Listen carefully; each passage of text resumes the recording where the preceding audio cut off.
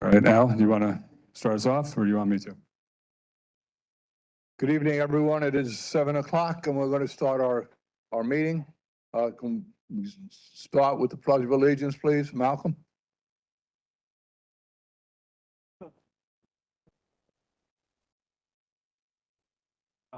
It's behind, hold on, I'm sorry, it's behind you. Yeah.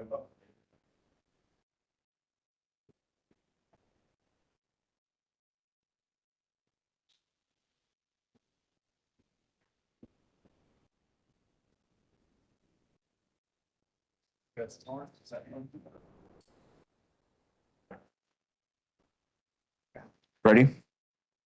Yeah. I pledge allegiance to the flag of the United States of America and to the republic for which it stands, one nation, under God, indivisible, with liberty and justice for all. Everybody, please keep standing. Moment of silence for our fallen first responders and medical and military service personnel, and for those suffering throughout the world.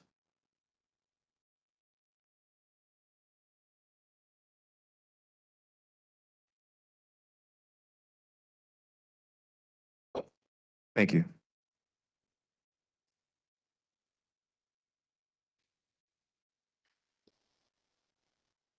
So happy. You want to stay on the microphone? I can.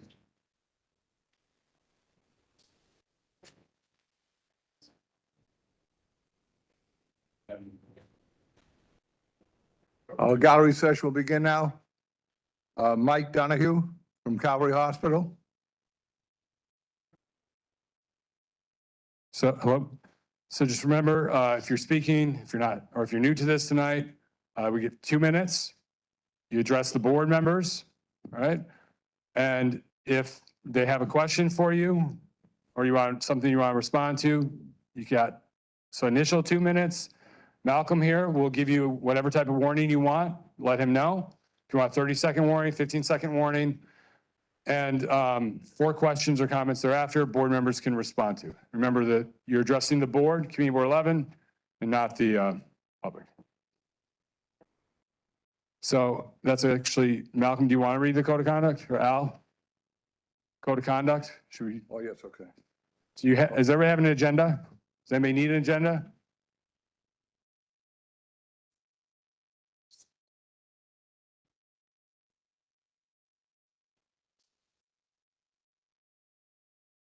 Who needs one? Okay. Okay, ready? Yeah. Committee Board 11 meetings must be held in a professional and hostile-free environment. The following rules of conduct are applicable to the members of the public, Committee Board 11, and Committee Board 11 staff. Any action or behavior that disrupts or interferes with Committee Board 11 business will not be tolerated during any Committee Board 11 meeting. It may result in the individual or individuals being asked to leave.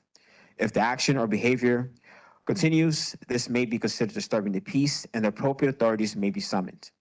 If the meeting is held remotely, the person may be muted or expelled for the remainder. Repeated violations by the same person or group of people may result in further actions by the community board.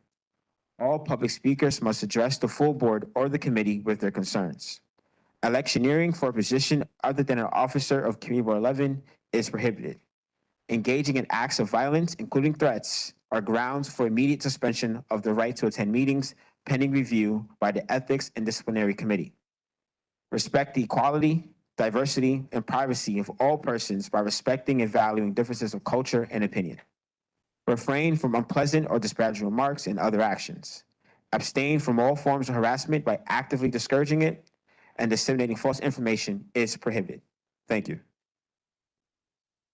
Thank you, Mike. You're up. So it's Mike Donahue from Calvary Hospital. Did you say the start of the time of the meeting at the beginning of the recording, Al? Did anybody? Or did we did the date? Okay. It's last month, we forgot. So I will hold it if that's okay. I trust you, but. Thanks, Jeremy. I just wanted to welcome you all to Calvary, and thank you so much for coming back. I understand you've met here prior to COVID, but it's been some time since you've been here. For those of you who don't know Calvary, We celebrate our 125th anniversary this year. We were founded on June 12th, 1899 in Lower Manhattan, before coming up to the Bronx in the 1920s, and then building this facility in 1978. There are 200 beds in this facility, and we have 200 patients with us today. There are 25 beds that we have in our Brooklyn hospital as well, and we operate in Manhattan and in Bayside, Queens, where we have facilities. But we also run a hospice program. I don't know how many people here have had family members cared for by Calvary. I have, my parents, I have aunts, a very close relative who's on Calvary care at the moment. You mentioned earlier when you started a moment of silence for those who are suffering. Calvary relieves the suffering of those who are entrusted to our care, not just to our patients, but to the families that we love and we serve as well. And it's a privilege for us to do that every day here in the Bronx, where we have 1,000 employees doing this work 24 hours a day, 365 days a year. So I just wanted to thank you very much for being here. Please come back as often as you'd like in an official or an unofficial capacity. We always need volunteers. We'd love to see you around. But thank you for the opportunity to talk to you, and I wish you well this evening. Thank you, Mike. Bob Press? Hold on. Okay. And we will talk to them later about that. Ready? Okay. It was found out at the City of Yes Bronx delegation meeting that came after Community Board 11 voted yes with 21 stipulations on the Metro North plan, that the city planning did not tell Community Board 11 that the City of Yes for economic development and the City of Yes for the housing opportunity were already included in the Metro North plan. Community Board 11 voted yes, not knowing that the City of Yes two parts were included. The Central Plaza station at the station for the economic part, and also the housing opportunity to remove the costly parking mandates and the universal affordability preference, which added 20% to the buildup of the buildings in the plan, which the city council has not voted on either part yet either. So how could city planning include that already before your vote, when you voted, when the city council could reject it? All right, I urge the Community Board 11 members, there is a resolution on the agenda tonight to change your yes with stipulations to no with stipulations. Please vote to change it to a no vote with the 21 stipulations, like 31 other community boards have voted no on it. Thank you. Thanks, Bob. Camila, I didn't see her here. Oh, she's online. Hello? Oh. Yeah, Camille, Good go ahead. All right, Camila, you're up. Good evening. Can you hear me? Hello? Yes, we can hear you. Oh, thank you so much. Hello, everyone. Good evening. My name is Camelia Tepelus. I'm the Executive Director for the Morris Park Business Improvement District, operating on Morris Park Avenue between Union Port and Williamsbridge Road. I'm here to share with the CB11 two developments related to Loretto Park. It's all wonderful, wonderful news, and we wanted the community board to be appraised. The first one is Morris Park bid with the assistance from, funded by the New York City Department of Small Business Services, obtained a grant to install an arts light installation on the large fence on Morris Park Avenue between Haight and Tomlinson. And the installation will occur around end of May. It's, I know you cannot see this, but it's a beautiful, it's a heart with two strings of lights on the side. It will be installed on the top half of the fence. We thank the New York City Department of Parks and Recreation, DOT, and CONED. We had to go through approvals to be able to achieve this. It's a large project. We obtained an initial permit for 6 months, and we hope we will be able to extend it up to a year for this to add an element of vibrancy and light and safety and joy to the Morris Park Avenue corridor. I sent to Jeremy a one-page sort of overview of the project. And for any issues that may arise, please feel free to reach out to the bid, and we will address it in time. But we hope that again, this will be an element of joy and light and color on Morris Park Avenue. Second, we are thrilled that with the support of the Bronx Borough President's Office, to whom we thank deeply, at Loretto Park on May 10, there will 15 be seconds. a silent disco event. It's free for everyone. Please join us. It's great fun. This event used to be held in Woodlawn, and it's the first time it's being held at Loretto Park. We thank again the Thank you. Borough President's Office for this. Thank you so much. Thanks, Camila. Daniel Flores?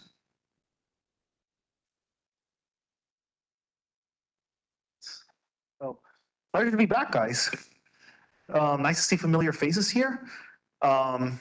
So I am Daniel Flores, for those who don't know me, and now I currently work at the New York State Department of Small Business Services. So I'm here to present a couple of programs that we have for folks who are looking to start a business or looking for a job.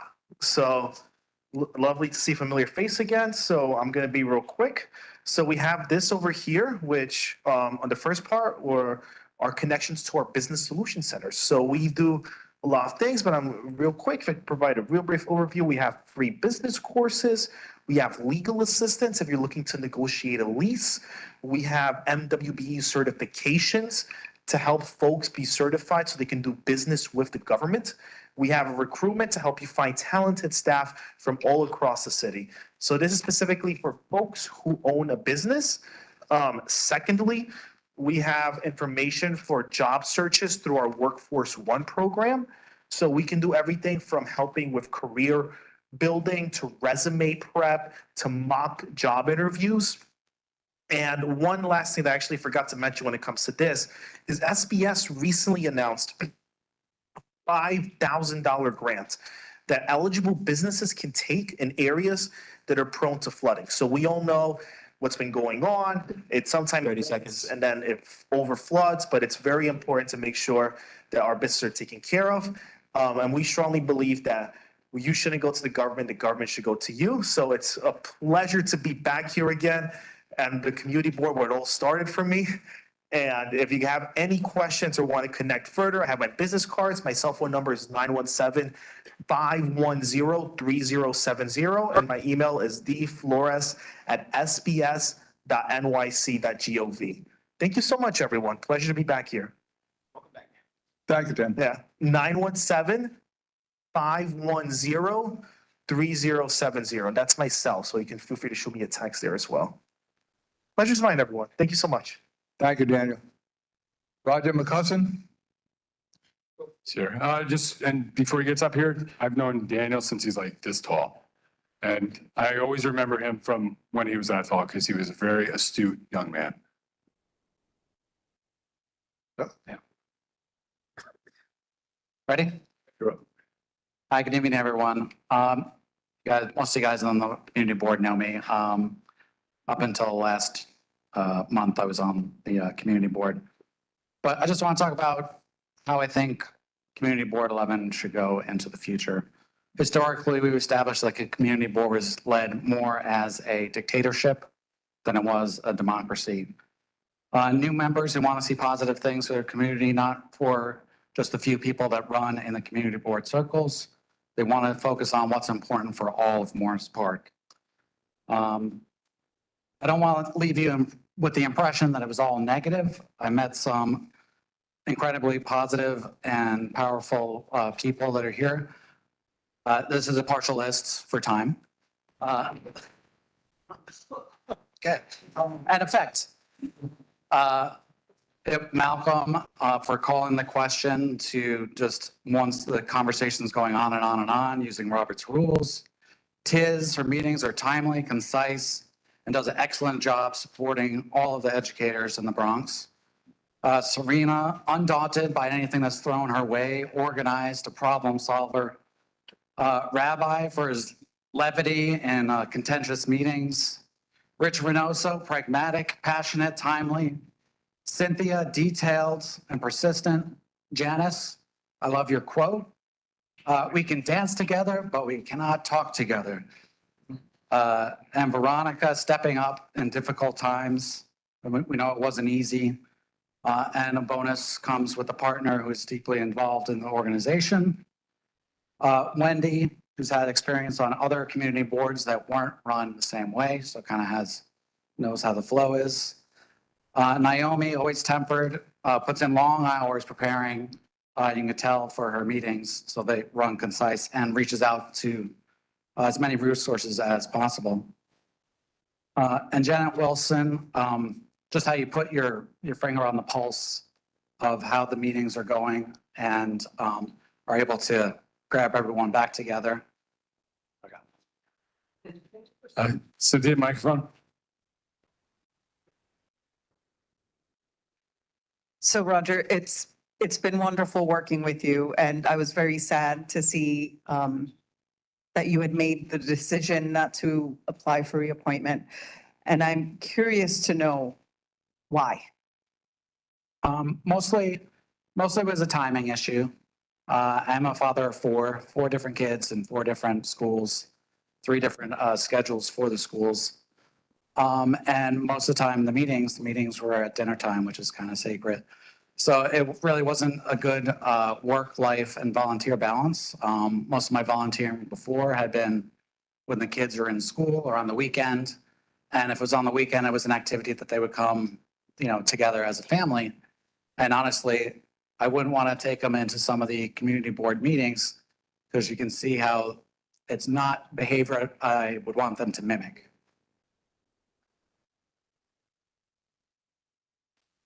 Roger, thank you. Thank you.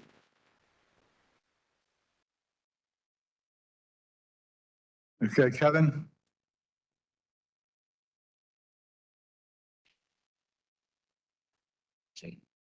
Hi, I represent the Hutchinson River Greenway tonight as administrator. We're happy to be hosting a Jane's Walk this year. I'll tell you a little bit about Jane's Walk and who represents it, which is MAS, Municipal Law Society. The Hutchinson River Greenway team is happy to be hosting the 2004 Jane's Walk on the Hutchinson River Greenway. Of course, we got a little change to it that it's not really a walk. It's going to be a bike scooter ride. We're going to start up at the Bay Plaza parking lot and ride down towards Lehman High School across the intersections and stop at the Monarch. Let me read through this here. I'm sorry. The Municipal Art Society helps build the environment and makes New York City a more livable city. Moss is the organizer of Jane's Walk. Jane's Walk is a global volunteer-led urban parks tour inspired by Jane Jacobs. I have a link for that. I have a poster here, and I have about 5 more over there.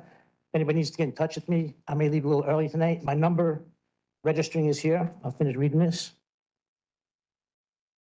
The ride will begin at the Bay Plaza parking lot. We're going to ride down to Lehman High School on a protected greenway. It's a great opportunity to have our partner, Line, allow you to use a free scooter in a protected zone, the greenway. It's about 8 miles, take about 2 hours, and we'll stop and discuss the plants that naturally grow there, the animals that live there, the conditions where we cross the intersections, and the Monarch Butterfly Project will be represented. The same people that come to the Monarch. 30 seconds. 10? 30, thank you. Please join if you can, let people know about it. I expect a large crowd because they're promoting it online and through their network. And again, Line Scooter will be there giving away free helmets to the community and free scooters for anybody taking my ride. Okay, thank you. Any questions? Sure. You say it starts in Bay Plaza. What's the exact location? Because Bay Plaza is quite large. I'll tell you, it's all listed here. This is the link to my website and all the information is here, but it's going to be in the northeast corner where the Greenway begins. Doesn't say, doesn't say here like by the Texas barbecue, but that's the same corner where the intersection begins. So Line will be set up with a table, giving away free helmets for anybody, Co-op City that stops by, and free scooters for anybody who registers for a scooter before the ride. So it's a scooter bike ride, okay? Thank you, Kevin. Thank you. Brian Adams?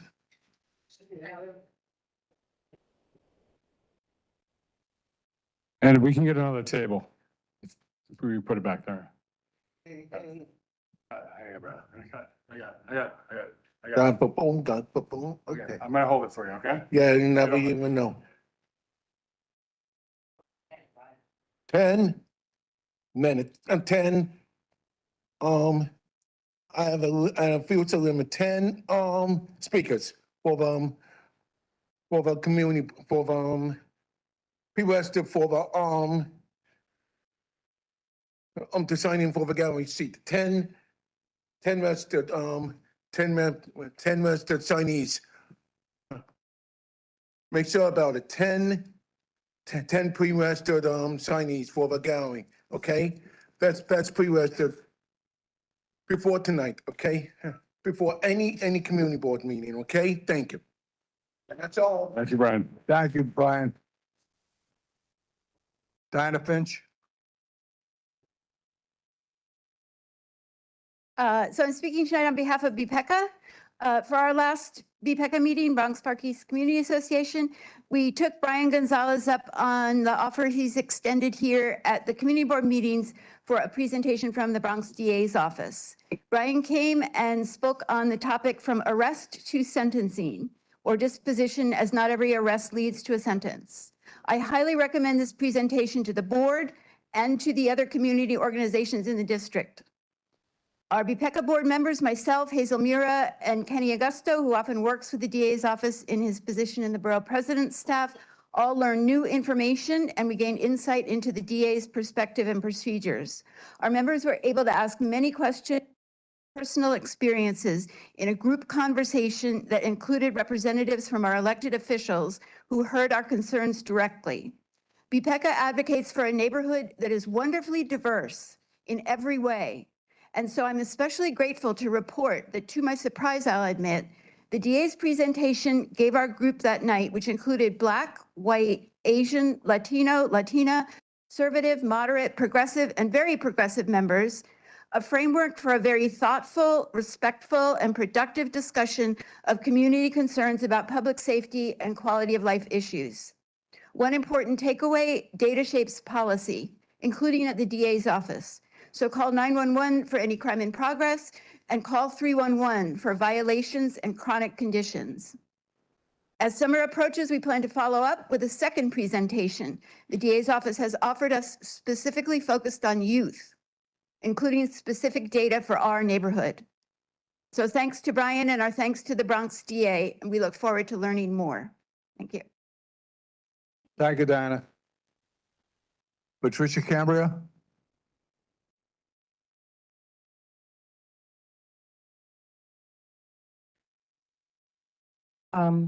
You all know me. I'm a proud Bronxite. I was born and raised in Community 11. I also raised my children here. It's a great place to grow up. It's a great place that has many resources. When the news of Metro North Station came to be, I was excited. This would make our community more desirable, and it would be an alternate to faster way to travel to the city. Being excited about this project, I began attending the meetings about it. But the more I attended, the more disappointed I became. The City Planning Committee was speaking about the high-rise buildings in our low-density neighborhood. This was becoming more frustrating because the City Planning Committee was not being very clear with the community by not directly answering the questions we were asking. They were not being honest with us. How can I place fate of our community with the City Planning Committee when I can't get a straight answer from them? With that said, I'm asking, I wrote this letter to the Bronx Borough President, but I'm asking you guys, the Community Board 11, to withdraw withdraw your decision and the conditional support of the Metro North rezoning, because city planning has not told us the truth about the rezoning proposal, and it has not mentioned which, if any of the 21 conditions of Community Board 11 is seeking, that city planning will meet. The City Planning Commission has already put the city of Yes Housing Opportunity and Economic Development in the Metro North rezoning before City Council has even voted on either of them. So please take that into consideration. Wait it out. Please just make sure that you're really thinking about the community, because we all live here and we want to make sure that everything stays the way it should be. Thank you. Thank you, Pat. Keith? So just remember, turn off your cell phone, please, if you have not. Keith Nixon?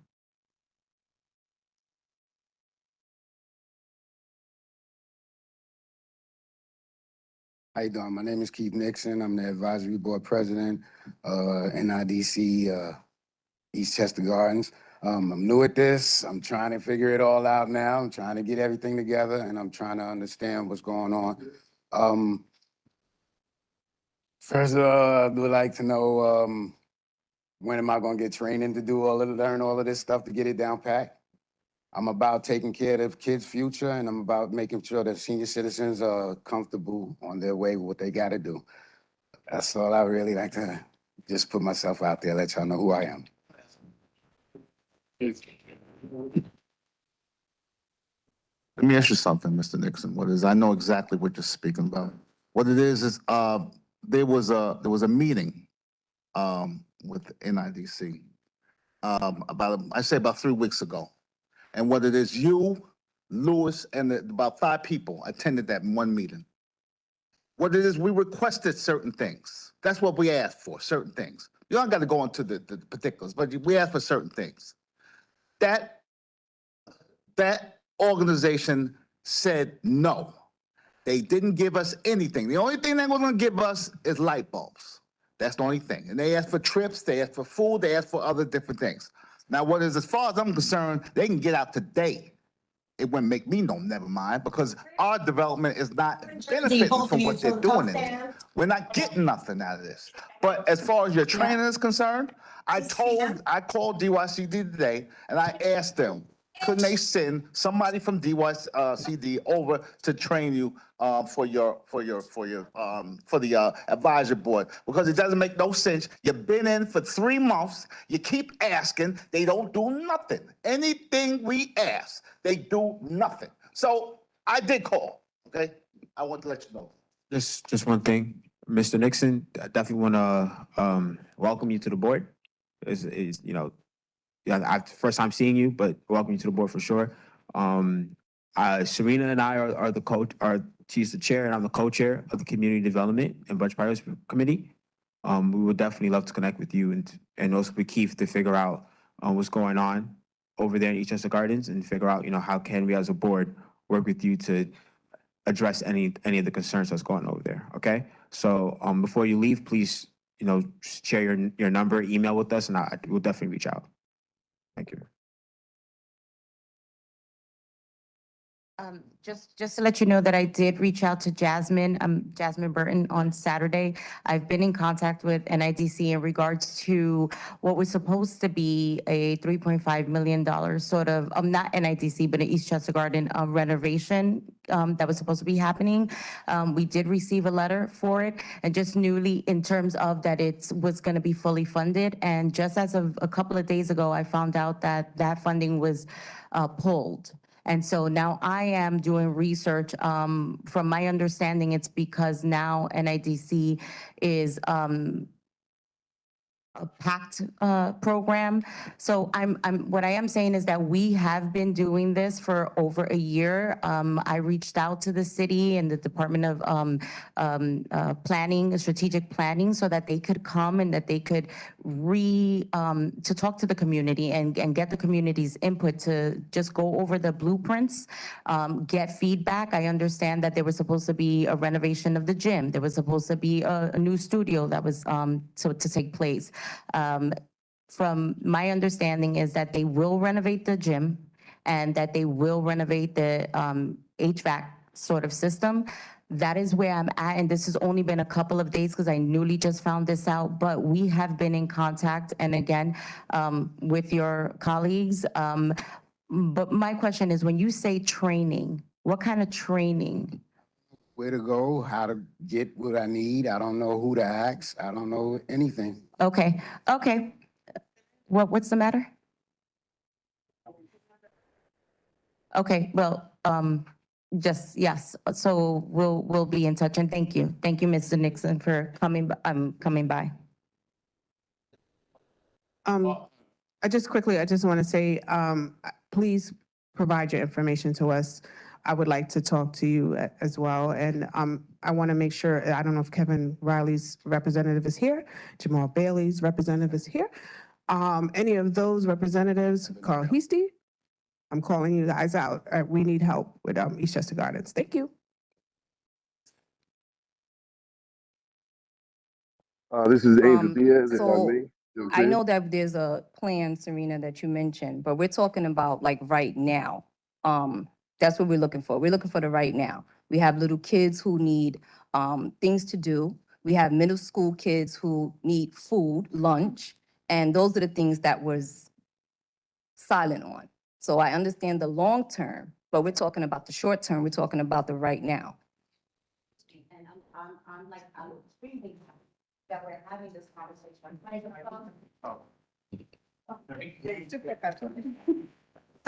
And so we're gonna do, listen, my email address is cb11serenamuniz@gmail.com. I give it to everybody. I'm not, I am here and I am active, and your colleagues can tell you that. The agencies can tell you that. I know a lot about what's happening, and we have been trying, and we're gonna do. And just like, my fellow board member here said, I've been reaching out to our electeds. I just met with Assembly Member Sakaro with regards to our budget yesterday. I have a couple of meetings set up next week with our council, electeds and whatnot. And so we're gonna be doing the tour, and you can join us. So I should have stopped the mic from going to Serena. I got it. That's fine. So we ready to hit the floor? So the floor is done. Mr. Nixon, we will reach out to you. So if you get information, I would appreciate that. Next speaker, please. Yeah. Keith. All right. Grace. Sorry, Keith. Ready? Good evening, everyone. I'm here to read. Okay, I'm here to read on behalf of the Coalition of East Bronx Community Associations, a letter in support of Bernadette Ferrara. The Coalition of East Bronx Community Associations is an organization which consists of different community-based organizations who have banded together in order to better advocate for the needs of our individual communities. The organizations within SIBECA have many similar concerns in our East Bronx communities. We are submitting this letter to support Ms. Bernadette Ferrara's continued participation as Chair of Community Board 11. Ms. Ferrara has been and is an active community advocate and activist who has given decades of service to the East Bronx. As president and a founding member of the Van Ness Neighborhood Alliance, she has engaged in many city departments and has resolved many issues within our community. She has testified on behalf of this community and brought a light to many issues that would have gone unnoticed and under the radar. She has advocated and maintained neighborhood safety by organizing volunteers and events throughout the community. She reports trouble spots to the 49th Precinct and follows up with the commanding officers. Ms. Ferrara has played a very important role in keeping a stable community within the confines of Community Board 11. Her years of service and commitment to the Community Board must count for something. With that being said, the charges leveled against her are pure conjecture and reek of political malcontent. No evidence has ever been provided to prove that Ms. Ferrara was derelict in her duties. Therefore, if there is no evidence forthcoming, then you must vote to dismiss the charges and keep her as the current chair. At the next election, which is in June, in 2 months, 2024, you can elect a new chair. But for now, the arguments are weak at best and have no merit. Thank you for your attention to this matter. Sincerely, SEPCA. Thank you, Grace. Ronald Colangelo. So table coming through. I actually kind of like this staggered part of it. It's like a mini Congress. We all get along. Stand-up comedy, sorry. So I listened to the investigation the other day. Yes, ma'am. Ronald Colangelo. Ronald Colangelo. And yes, that is a relative at the Trump trial, so everybody watch it. So there's a prosecutor, Colangelo. I guess you missed it. Sorry. So I listened to the investigation, and Al took a front of a woman of color telling him that if he was black, what he said, it'd be okay. So I should walk up to Malcolm and go, hey, man, can't say that. I'm not black. I can't go up to him and say that. It's disrespectful. So I don't know about that. Then we went a little ways farther, and someone brought up, Al wears a lot of hats. So when you call somebody and leave a disparaging message on their phone, which hat were you wearing? CB11 hat, Morris Park Community hat, Jacoby Cab hat. When you walk up to people twice on different occasions and have an issue with them, are you talking for the CB11 people, the Morris Park Community Association, or the Jacoby Cab? I could see why that can be an issue, because you don't know what hat you're wearing when. Then, all of a sudden, the borough president is at the Morris Park Community Association. Never heard of that before. All of a sudden, somebody tells me, well, she's like a deciding vote on who gets to be on the board. Why is she at the Morris Park Association all of a sudden? So now, near the end of the meeting, I bring up the 1900 Seminole issue. And she went to blah, blah, blah, blah, blah, blah, blah, which is okay, I understand. She's with us, she says. So while I was at the Jacoby Cab meeting, the guy in charge goes, like Fagin in Oliver Twist, oh, we're getting guys in from Rikers Island at the other hospital, and the city put down that we're gonna be getting millions and millions of dollars. So I asked him, is that gonna be what's happening over at the 1900 Just Homes project? He didn't really have an answer, but that's all I gotta say. My daughter's having a baby.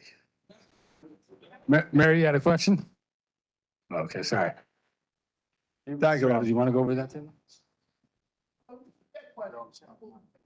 No, sorry, my mistake. Change their mind. Al, are there any more slips? Yes. Luis Perez. Hello. Hello, everybody. How you doing tonight? No problem. Yep. My name is Luis Perez. I'm here as a resident of Eastchester Gardens. I work with Keith Ramsey a lot, doing a lot of community work, usually with the kids and stuff. So my real gripe is with NIDC also. I know you brought up the proposal for the $3.5 million. I was there when Bill de Blasio told us that we was going to get that money. After the election and the new mayor came in, Eric Adams, somehow the money just vanished. They said they was going to find the money. They didn't find the money. But my gripe isn't even about the money, because that's not the problem. The problem is NIDC. They've been there for 13 years, and we haven't seen anything, any proof of what they've done in the community.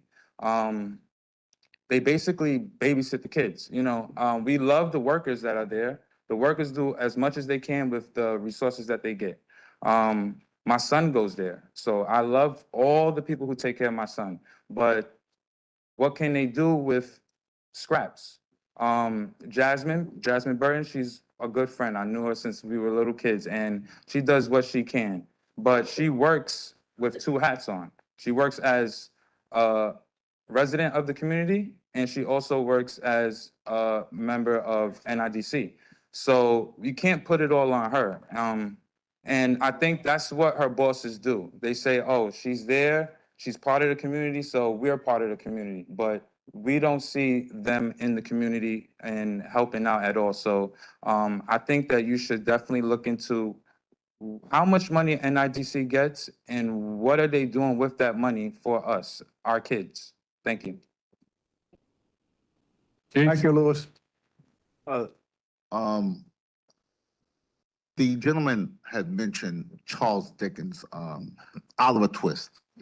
If you, in the beginning of that movie, it showed orphans, poor orphans that were hungry. They drew straws and they sent Oliver Twist to the overseer to ask for more. If you remember that scene, Oliver went to the guy and said, "Can I have some more, please?" Scared. That is what NIDC does to us. They are the overseers, and NIDC, and we are the poor orphan children. But see, I tell you today, as I sit here in this seat, William Force is not going to never tell us no ever again after today. No more. Louis, let me ask you something. How did you feel when you found out that that when we had that meeting with them, that they don't want to give us nothing? Is there people online that can, sorry about that. I felt devastated because, for one, I was the one who got NIDC into Eastchester Gardens. I went downtown. They gave us a bunch of proposals to read over, and I'm the one who chose them. So I feel like I'm the one to blame because what are they really doing for us? All right. All right. Mr. Perez, can you also leave us your name and contact information so we can reach out to you, okay? Thank you. All right. Thank you, everybody. Thank you. Thanks, Louis. Liliana Peckett? Yeah. Hold on, Naomi has a question. Al, Al D'Angelo, I think you're on the board for NDIC, and Hazel? Oh, Hazel, is there anything that you can add? Because obviously this is an issue. I don't know if you can add anything at this time. Hi, I'll say it again. On the NIDC, are you on the board, Al? Are you on the board? And Hazel, are you on housing? I was wondering if you had anything to add because it seems like there's an issue here. So I just wanted to. Oh, okay. Is this new This to is you? what he has to say, yeah. Yeah, I well, this is new wasn't aware. to you. I Oh, wasn't okay. aware he was having a problem. Oh, okay. Yeah. I just had that question. Thank you. Yeah, I don't have anything to do with youth. I run the Department of Housing and Community Development, so, but I will take this back to my executive director. I don't know what the issues are. Like I said, I don't run the youth department, so anything about housing, that's me.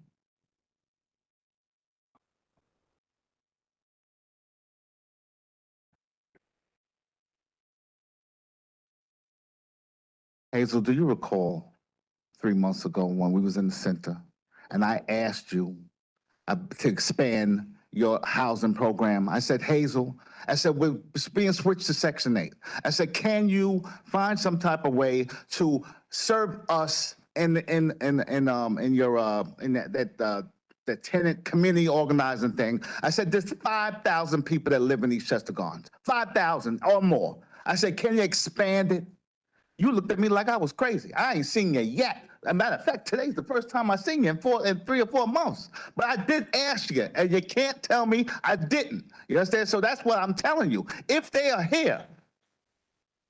All right, so I mean, all right, go ahead, Malcolm.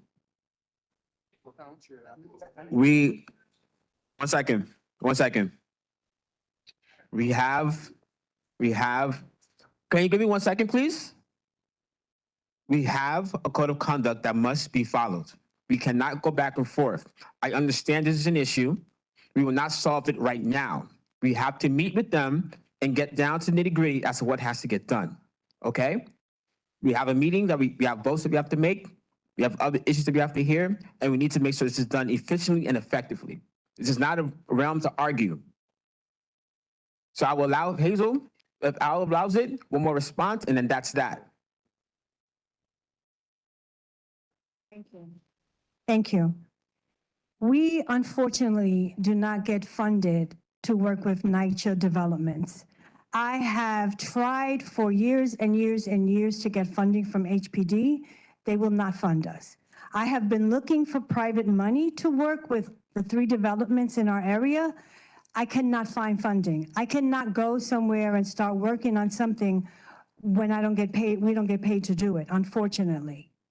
We can talk further about it if you want, Keith, and I continue to look for funding, but it's not within my power right now to do anything about it. We've had this conversation before because I have wanted very much to go into NYCHA. The city will not allow me to do so. Thank you, Hazel. Thank you, Keith. Maybe, guys, you can get together again and try to solve that problem. I don't know, where your funding comes from, but I know there's a need in NYCHA houses. If there's a way of expanding that, Keith, maybe you can meet with, and just, try to figure out a way to get it done. All right. Liliana?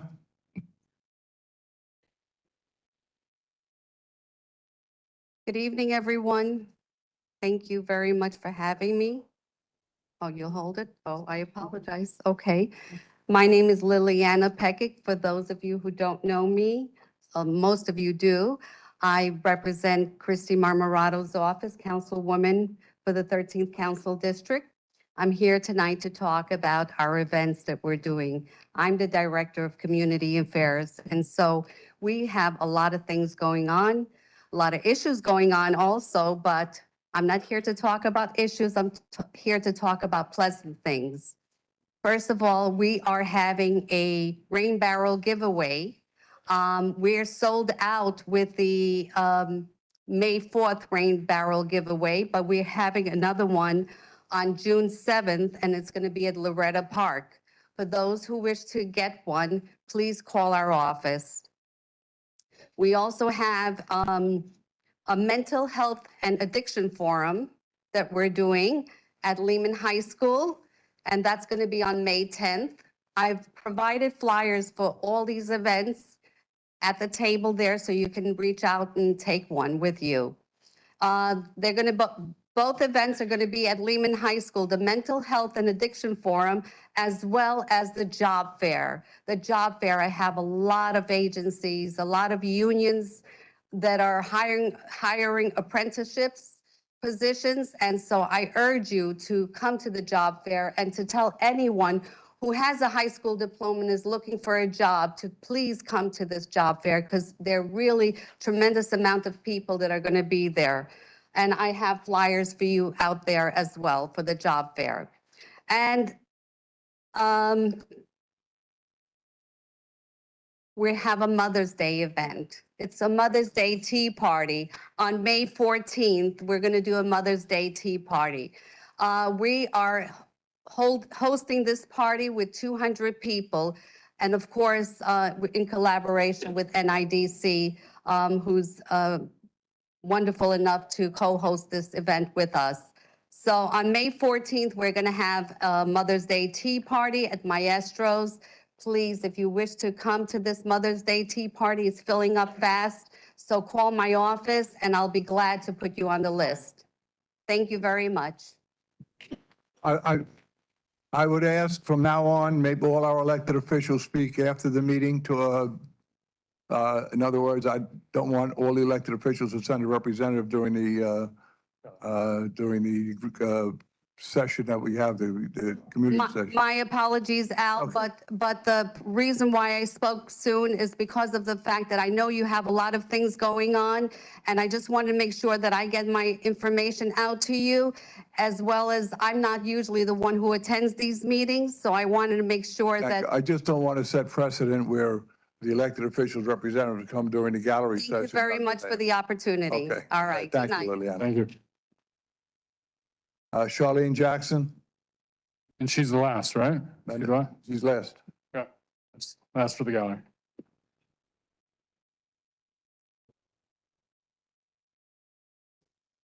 So I'm just here to read a letter that was sent to all of you, just in case you didn't get a chance to read it. So I'm going to read this letter on behalf of SEBCA for Mr. Al D'Angelo, and we're asking that he be allowed to continue participating as the vice chair of Community Board 11. Mr. D'Angelo is an award-winning educator and community activist who has given tens of thousands of hours of volunteer service to the Morris Park community and the East Bronx more broadly. He has also nurtured hundreds of diverse students in his role as a principal and as an advisor to numerous community service organizations. As president of the Morris Park Community Association, Mr. D'Angelo spearheads a weekly food pantry for the needy. He is also active in working with the 49th Precinct to maintain neighborhood safety by organizing volunteers that traverse the community and report any trouble spots to the 49th precinct. We can honestly say that Mr. D'Angelo has played a significant role in keeping Morris Park a lovely and stable community. Notably, Mr. D'Angelo has never run for political office. Community Board 11 has seen significant changes in recent years. The beauty of our community and the hard work that has been expended to preserve it is often not respected. We desperately need a community board that is focused on representing the interest of the community. There must be one standard of expectations for all board members. Too often we are observing a double standard with regard to expectations of board members based upon their membership in a certain group. There is often a lack of respect for diversity of ideas and the freedom of expression that is guaranteed to each individual under the Constitution. Mr. D'Angelo wrote an article in the Bronx Times Reporter. Please, because I had to introduce. Thank you so much. Mr. D'Angelo.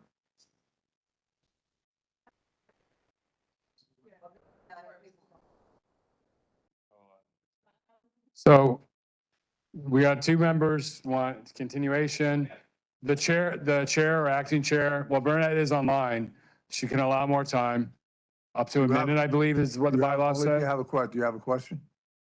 So, If you have a question, she can answer the question. so it's up to Burnett and Al, or Al, whoever's chair, to give more time. It's okay. Burnett, you're on mute. I gotta recuse myself. I can't. It's okay for the more time. Oh, yeah, she can't. So thumbs up, Burnett, or no? Thumbs up or down? Thumbs up? Thumbs. Okay.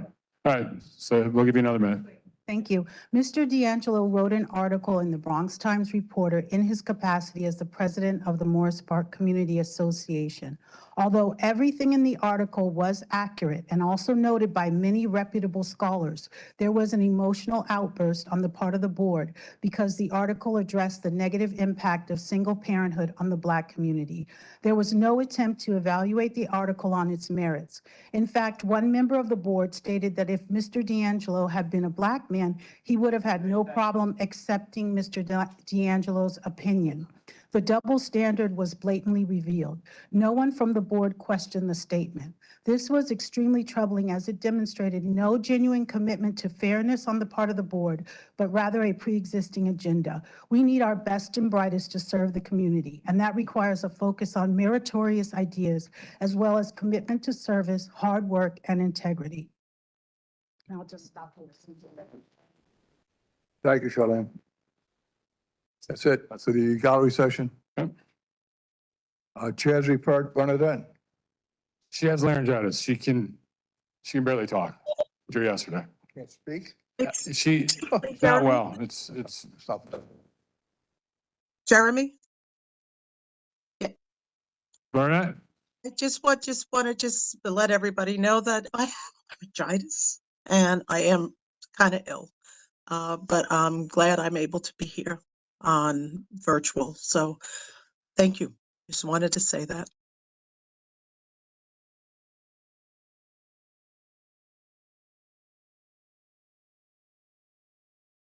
Hi. Hello. I submitted the CB11 part of the treasurer's report to the office. I'm waiting for information from the staff for the fence of, and once I receive that, which I expect to be tomorrow, we'll have it posted up on the website. Thank you. Thanks, Veronica. District manager report, Chairman. Secretary's report, we have January minutes that have been published. Go ahead, I'll let you. We have it, but it's not published. Oh, okay. All right, so you have to disregard the agenda. We only distributed January's. So I make a motion to accept the January 2024 full board minutes. Do we have any discussions? I hope everybody read them. Any objections? Any abstentions? Okay, the motion carries. Thank you very much. And thank you, guys. You make my job so easy. Thank you. Jeremy. Okay, where am I at? Yeah, so If you haven't noticed, Chris is not here tonight. Here it should be online. I believe I saw her. So Roger spoke tonight.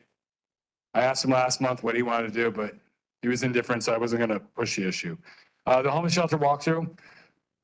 So people have asked me about that. The city doesn't want to do it at this point. They don't see the benefit to it. So Burnett proposed we do our own. I know they also proposed doing a meeting. So whoever's interested, probably best relegated for either social health and social services, Sandy's committee, or housing, or both, maybe a joint meeting. If anybody is interested in that, please speak to them. Hazel or the co-chairs, Rich and Joanne.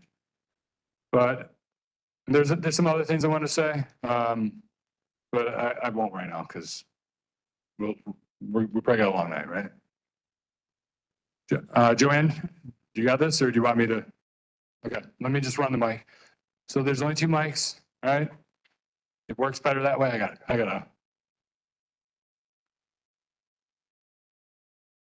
Hi, everybody. We have a very important meeting tonight because we have elections tonight, and I am the chair of the nominations committee. We have nominations, we have going to be our biennial election for chair, vice chair, and secretary, which it will, all right. So the members of the committee are myself, Joe Thompson, Chun Chun, and Deborah Kowalik.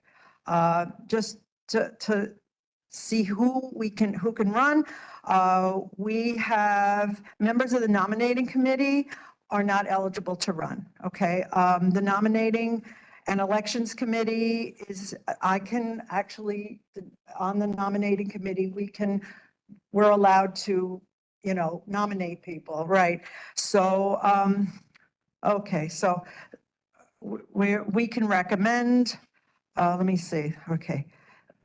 When a candidate has been nominated for a position, and at the close of nominations, there are no other qualified candidates who have been nominated, an election must be held, for which a ballot will be drafted, okay? All nominees must have at least 9 months of board membership to be eligible for a candidate. Nominations may be made by any member, and you may also nominate yourself if you so. So let's start this process. Are there any nominations for chair? Are there any nominations for chair? I see one hand, Rich Reynoso. I saw his first. I nominate Malcolm. Okay, you nominate Malcolm Gray. So we need a second. So Okay, Ed Perez had his hand up. So second by Ed Perez. okay. Malcolm? Malcolm, do sorry, you accept? Yeah, I said. Okay. Are there any other nominations for chair? I'd like to nominate Veronica Okay, Castro. So for the record, Shrado, Mayor Shrado, Shred Hannon, yes, Shadows. second by Shred Hannon. Veronica? Do you accept? Yes. Okay. All right, any other nominations for chair? Hold on. Rada. Yeah, we got it on the tape too. I saw Lisa's hand first. I nominate Cynthia Rodriguez. Cynthia. Do we have a second? Second by Naomi.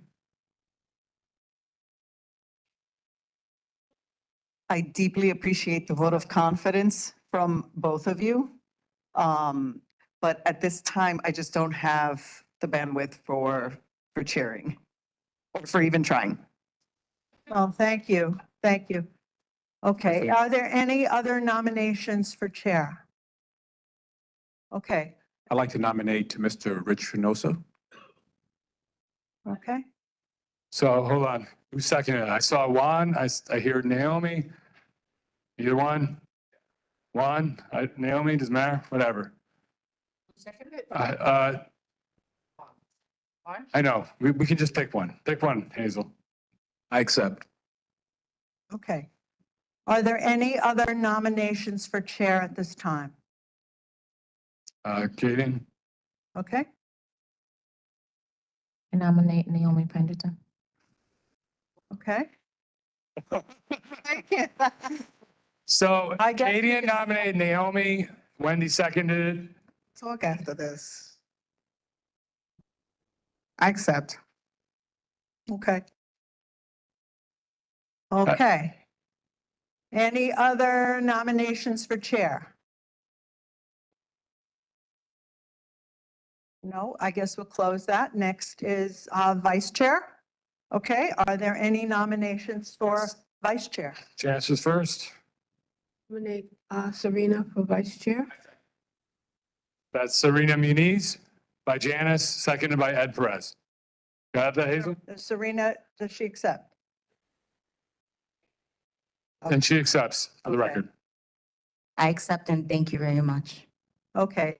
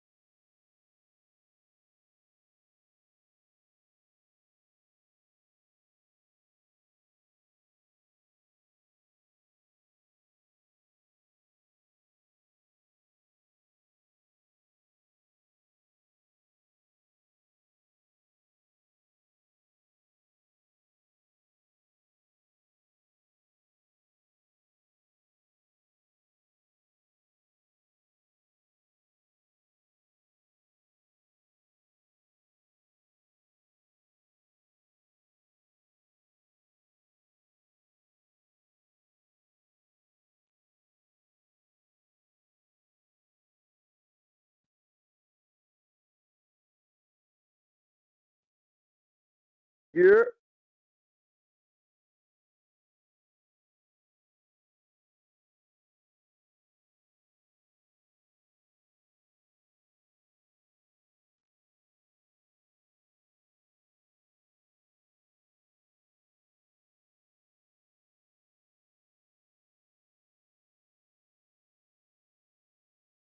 Yep.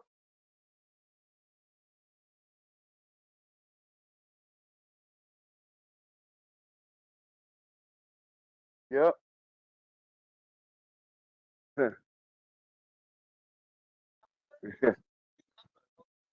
It's okay. Okay. 18. Yep. Four numbers. Yep. 18. See?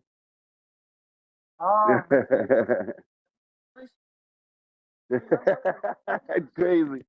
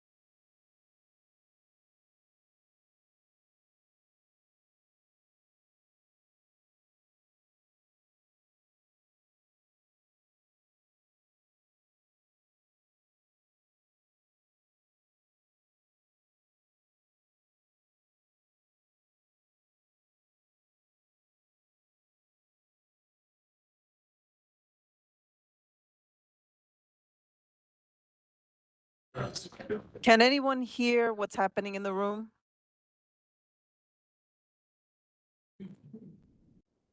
Yes, we can hear now. Thank you. You can hear? Yes, now we can. Can you say that again? Yes, now we can hear. Thank you. So, okay, but you weren't hearing us a second ago. Yeah, about 3 minutes ago. All right, because I'm on my phone, so I think we may have lost the AV in the room. Stand by.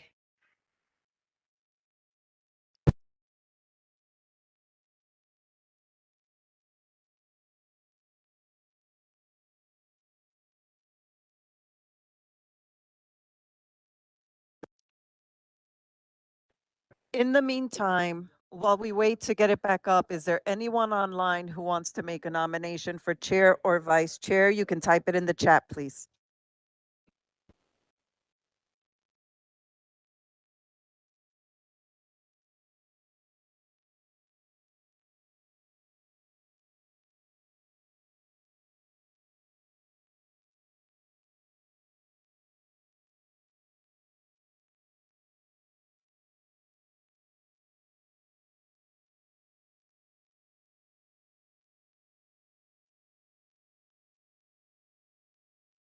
You, thumbs up?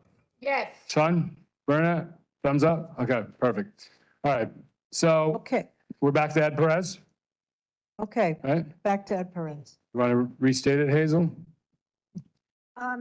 Purdom nominated Ed Perez for vice chair, and it was seconded by Tiz, and he accepted.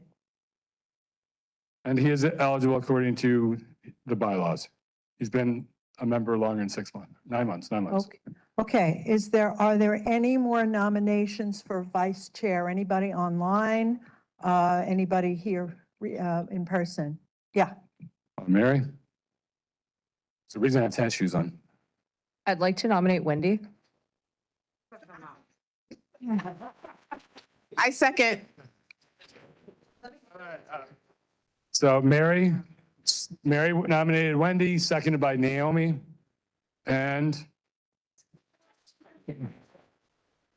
she can spit it out, Accept. and she accepts. you. Okay. All right. Any more nominations for vice chair? Please make yourself known. If not, we'll move on to secretary. Okay? Okay. Hazel first. All right, Veronica, I nominate Hazel. I second. seconded by Al, unless it's either one, Al or Tiz. Hazel's going to decide. And the question, I'm sorry? Oh, yeah, I accept. Thank you. accepted by Hazel.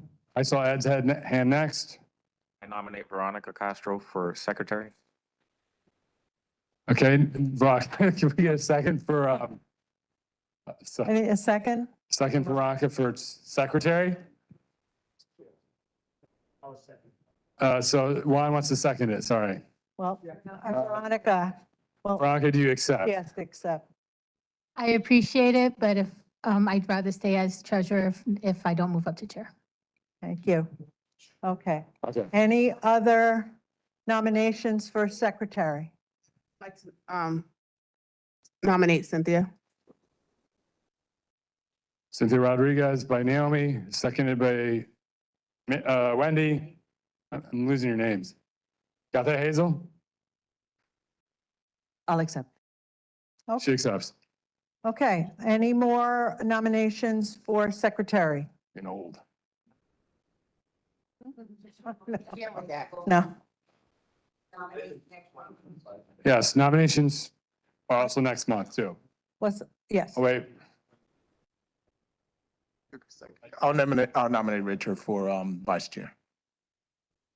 oh, you want So to, so we closed, We closed it. We can, we closed that. well, mean- we can do it next time, because we could do it next. I mean, you're already nominated for chair, aren't you? And you accepted. So, okay. All right. All right. We'll come back to it. Oh, that's right. That Cynthia was. Yes, yes, she did not. But she did not, She denied one. Yeah. She denied the. All right. So Malcolm, we can move on. But she Al, we denied can it. move on. She couldn't be nominated for secretary. Well, Joanne, anything else? Okay, and is anyone else going to, any nominations for secretary? Yeah, people can nominate the last, next month also. correct? Yes. All Yeah, right, so so don't if you worry, have it's anybody in not mind that you wish to speak to, just remember for next meeting, you can nominate them for the next meeting. Right. Any other?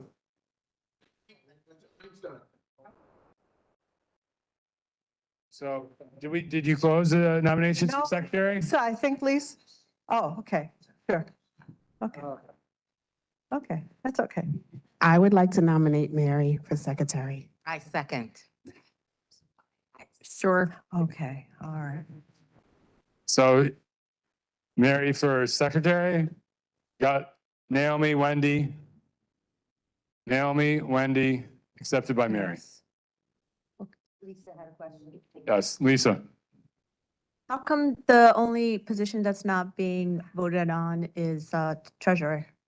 Treasurer and sergeant at arms, because that's how it's been staggered. It used to, when we had a second vice, it used to be half and half. Okay, I just want to remind everyone that was nominated that they have to produce a bio. That's part of, in the bylaws, that you have to, and then this way everyone on the board can see more, see, right? So start cracking, write that bio. Just a point of clarification, it's a candidate statement, Yeah, which may or may not include the bio, but well, okay, so that'd be nice. I do push all of you to give me a bio, you know that. yeah. Okay, that's it, and we close and thank you, everybody. All right, take care. Al? Okay, a motion was on the floor, brought up. A motion that Community Board 11 change its recommended approval of city planning rezoning proposal for the area surrounding CB 11's Bronx Metro North Station to recommend disapproval. I have to call a point of order on that one. That motion isn't legal on many fronts. One, Robert Rules of Order requires that a reversal vote to be made, it has to be made from somebody in the prevailing side. The motion was made by you, seconded by Tiz, and it came out of the leadership committee. Technically, it's supposed to come out of this committee, out of somebody who voted A. Second grounds, this motion is also against the city charter. I believe I emailed it to you earlier today. I believe section 23B states that in order for that to be a legal motion, it has to occur within the 60 days that's allotted to us in the EULA process. Within the EULA process, once it gets past the 60 days, that vote is then recorded as, it's got the word, but it's just not a good vote. It will say that we're not in compliance of city charter. We're not in compliance of city charter, and we're not in compliance with the EULA process. Now, the third point to be made is that even if a motion was made today, it also wouldn't be in compliance because it does not follow the open meetings law for such a motion because it needs to be on the agenda 24 hours before. So the only caveat for that motion within our vote, which Serena and I took a great deal of time to write that letter. 3 days it took to write that letter. It was a yes conditional, right? If DCP does not adhere to any of the zoning and environmental changes that we listed in those conditions, then that vote automatically changes to a no. That is within the city charter. I think that it was negligent to have done that motion in leadership committee without having a conversation with the board first. I also think that if any new information was presented, it should have come to the board and for us to be able to discuss it as a board. In the future, if this is something that we want to do, then we must have our votes way before the last day to submit our recommendation. And it also requires for a public hearing to be had to rechange that vote.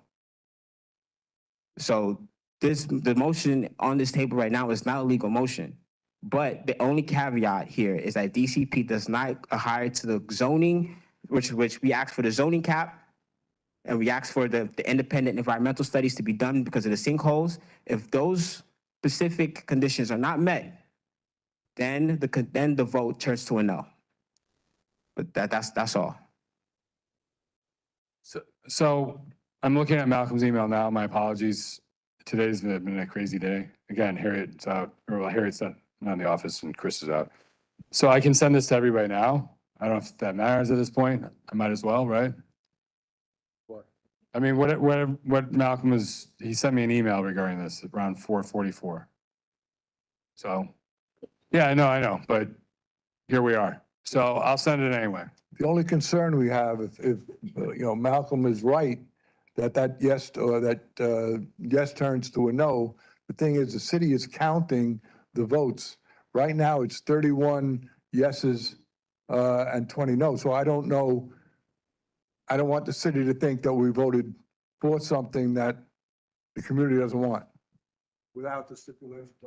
Well, I think going into next year, for sure, we need to have an interactive zoning and ULERP training for the board.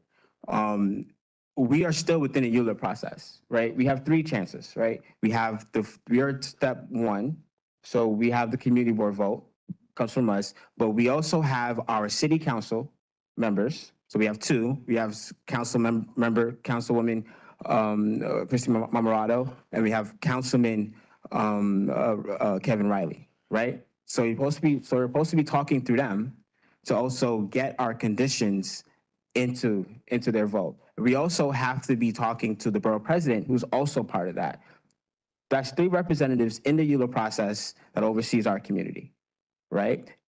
You have to, I wrote this email 2 weeks ago, not to get lost in the sauce. We, in that letter, Serena and I specifically mentioned that if this letter had to be sent to DEP, it had to be sent to DCP, HPD, DOB, and our elected officials, so we can have a meeting with them and a sit down to discuss these things. I also purposely wrote in that the board wanted, the community wanted a community benefits agreement package, right? Which is something that we can get that will give us more leverage in getting the specific resources and needs that our communities need, right? So when I hear, people over Eastchester Gardens, right, having complaints about things, when I have people in Morris Park have complaints about things, Van Ness, we took that in specific care for that. So we literally have to sit down and talk to our elected officials and use the ULEP process to its greatest extent.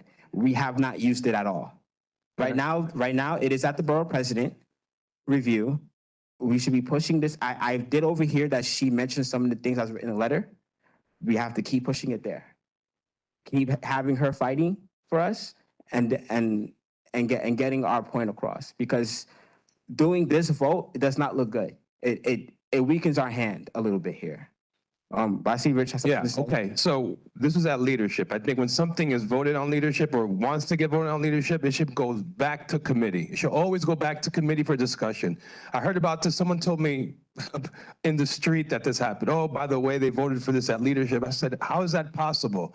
When things like this should go back to committee, discuss it, make the folks at that specific committee just talk about it, vote on it, and then kick it back up to us here. I was very, very disappointed about this, that's all. Well, I mean, technically that did happen, but. Did they go back to committee? It technically went back to committee, but Robert's rules says that motion can only come out of the full board, which is the board that approved the vote. It can't come out of committee and come here. And even then, even if you're making that motion, you have to be part of the prevailing side. If I looked at the meeting, I don't believe there was anybody that was in that meeting that was on the prevailing side. So that canceled the vote out entirely. Well, right now, it has to come off the table, and we have to use the ULEP process. We have to use the ULEP process. That is the important process. That is our power, is the ULEP.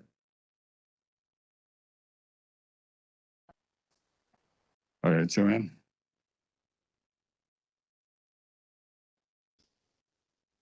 Sorry, can a resolution be made to just make this something that we know that we were almost tricked into saying yes? I mean, can there be a resolution? Again, once DCP votes, with the yes condition, if the land use and environmental portions of our conditions are not met, that yes condition turns into a no. Okay. Automatically, it just shifts that way. So it has to flip. I was just saying that something could be something from the board, because we're kind of upset about this. I get that. because- So we'll, So there could be a resolution, the resolution isn't binding, but it's Absolutely. something that's on, on our right. So record. what we could do, aside from the meeting, we could do another letter addressing it to elected officials and ECP, making it clear that we need our conditions met and that we're not happy, and also requesting a meeting ASAP with them. Because I think Serena and I also wrote a 30 days notice. I don't think we got to the 30 days yet or so, but that's what we need to do. All right, we're approaching the 10-minute mark, right? If we have a plan moving forward, then I'll reserve my comment. Do we have a plan moving forward? Because I think voting on it, this entire conversation is redundant. Because the original vote was 25 to what? To 4 with 1 abstention? So, okay, 3 abstentions. I mean, it was a no-brainer almost. So to even entertain reversing it at this point when it's an illegal motion, like let's just move on. I think if a letter is sent, as Malcolm requested, letting people know that this is the way we feel, that our objections have to be met before we vote yes. If our objections aren't met, then it's a no. I think if a strong letter is sent, I think that would suffice. Rich? Well, are you still have your hand up or are you done? Okay. You're timing it, right? 10 minutes? Didn't we write that letter already, though? Okay, like, going a little crazy here. Yeah. The reason why it was brought up was because when city planning had the info session with the Bronx council members, they told us that the city of Yes is added into the Metro North program. Whether it passes or not, it's in the Metro North. We weren't told that beforehand. So that was new information that came to light after our vote. And that's why that motion was made. Technically, I'll push back on that a little bit. That was mentioned at the hearing. It was mentioned at the presentation. That city of Yes was? Yes, it was. When I remember it, 1 second. Cindy had asked a question about what is it? Just a right, what's it called? Right. Somebody asked. As of right. He asked a question as of right. And he responded that the reason that they were doing that was because they wanted to get the developers that were creating housing to use the funding from HPD. That's where it came up. But that was the only thing that they equated from the city of Yes and to the Metro North, was just that part. But we still ask for the R68 zoning cap, and I think that we will still ask for that zoning cap when we go into the city of Yes housing portion of it too. So and it's still not voted on, but again, this is the process and we have to use the process. Okay, so then we're moving on from this item? Right? No? Okay. Okay, let's move on. Ellie, I'll turn the mic over to you. This is not my,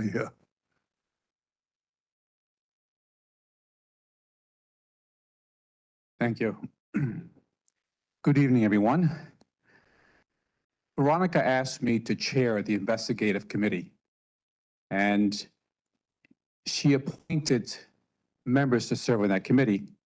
And I want to thank Ms. Jeanette Wilson, Mr. Joe Thompson, Ms. Hazel Miura, and Mr. Richard Nosa.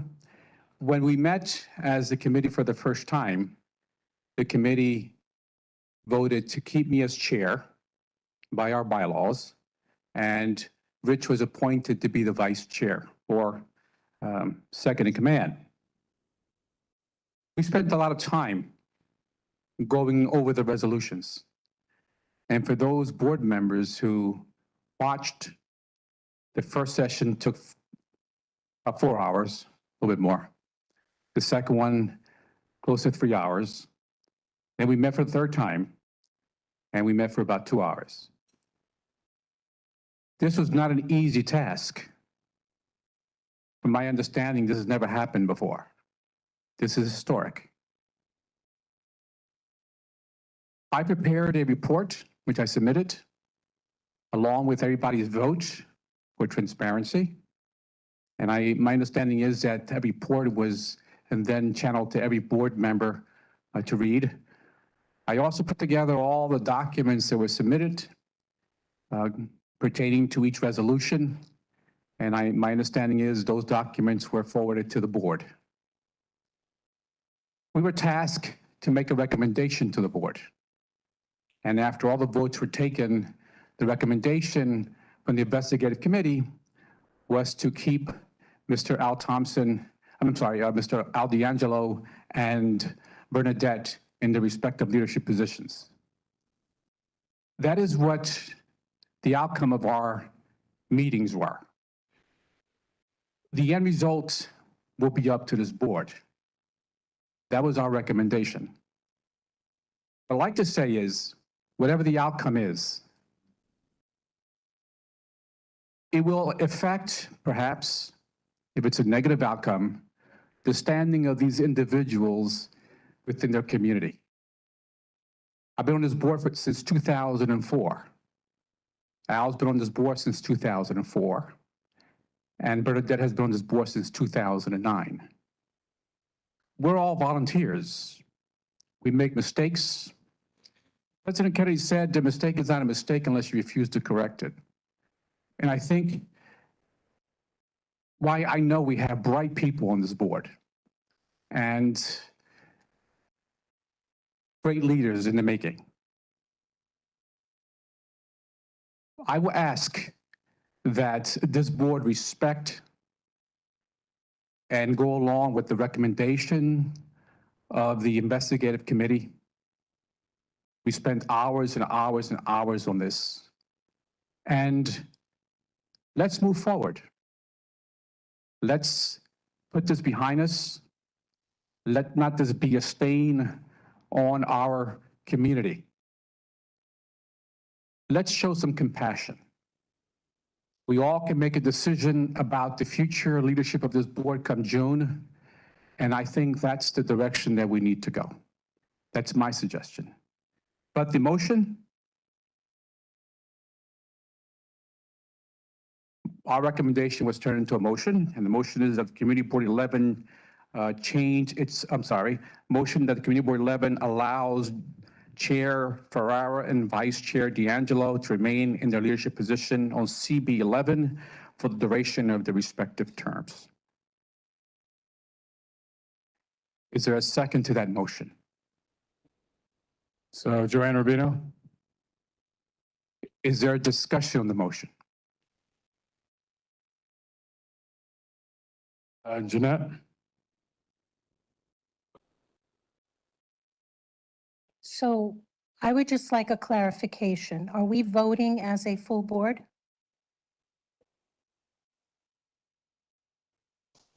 Okay. Yeah, the motion is made, it was seconded, and now it's open for discussion. Okay, I would like to say something for the discussion. As a member of the investigative committee, what I'm going to ask is everyone here received all the documentation, and I truly hope that you read all of it. What I'm going to ask is that you simply vote your conscience as to what you believe is in the best interest of this board moving forward. Nothing you vote here today can take away decades of service that either Bernadette or Al gave to their respective communities. We're not voting on their histories. Sure, we are not voting on their histories. We are voting on whether or not they should continue in a leadership position. We are voting on whether or not the documentation supported it one way or the other. So the one thing that I do ask is that you vote your conscience, base it on the facts and the documentation and the present, not the history, because the history is theirs. But this board is functioning in the present and in the future. Vote the way you believe will serve not just this board, but the community that we are here to serve. Thank you. Timing this, right, in case we go. Anyone else? Are we gonna vote? You want a roll call? Yeah. Yeah, Rich's hands up.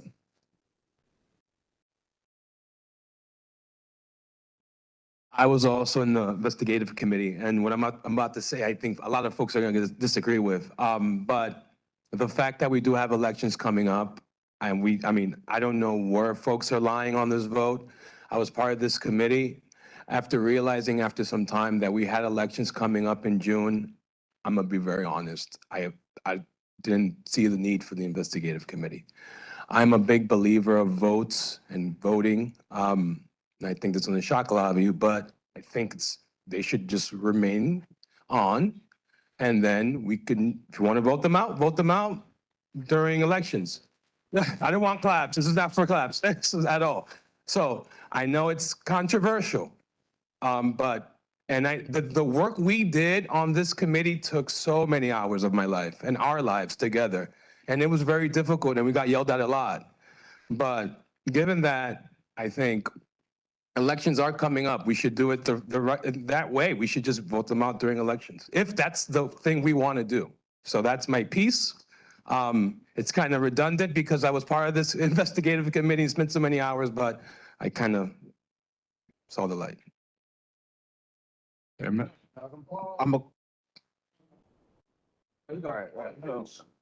Thanks, Rich. Hi, everyone. I know I don't talk too much because I have so much going on in my life, and I'm involved with a lot of things with the city, so many times I can't get too involved. But I do like to get involved with my area of expertise, which is architecture and zoning, and that's where I always put my drive. And I'm always helping the board if they need to know issues about zoning, about the city of Yes. I have a lot of information on that, but it has to come from you guys. But I've known Al for a very long time, and I read his article, and I spoke to him, and we had a very nice conversation. We even spoke about he and I teaming up together and writing a better article. And I've known Bernadette too. I've gotten along well with her, and I like this board. I like everyone on this board. We have our differences, we have our debates, but everyone on this board is highly intelligent. Everyone on this board knows what they're doing, and I can tell. Malcolm is very intelligent. I can see what he's doing. He knows his stuff. He does a lot of research. Highly intelligent person, and I'm really happy to see how much he has advanced. And like I said, Al has to me, when I spoke to Al, he has a very good heart. He said he changed his mind. He said, wow, I didn't realize that would have that kind of effect on someone. And it was sincere. So it was tough to see this whole thing transpiring for him because I know how he is, I know how he feels. And I've even discussed things with him about race happening to me and my sons. And he was sometimes shocked about what happened to my boys when they were going to school. He went to Fieldston School. And I don't know if you guys are familiar with Fieldston, has a lot of issues. And they went on to Ivy Leagues. They're very smart, highly intelligent young men, and they're still going through some issues. And I talked to Al, and he's like, wow, I can't believe that. But he's not in my world, but that's okay. I can talk to him about it and discuss it and change his mind. And I've done that many times. So I just wanted to say that. And like I said, I love everyone. I really do like everyone on this board. I really do. We have our differences, and I wish sometimes when I text people, they would return my text or even say hello, I got it, and how's everything going? But I'm reading your text, but it's okay. I understand how things happen, but it's all cool. It's all cool that someone doesn't return because I do. If you text me, I'm gonna respond. I am, because that's how I am. Because I think I treat people like how I would like to be treated. Okay? I do. So that's all, and everyone's gonna vote. I just wanted to say my piece, and that's it. Thank you, Oro. I'm gonna call the question.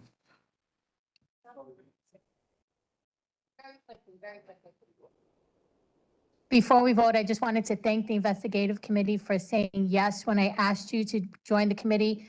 It was a hard decision. It was a lot of work, and I just want to say thank you all very much for everything you did. I appreciate it. Thank you.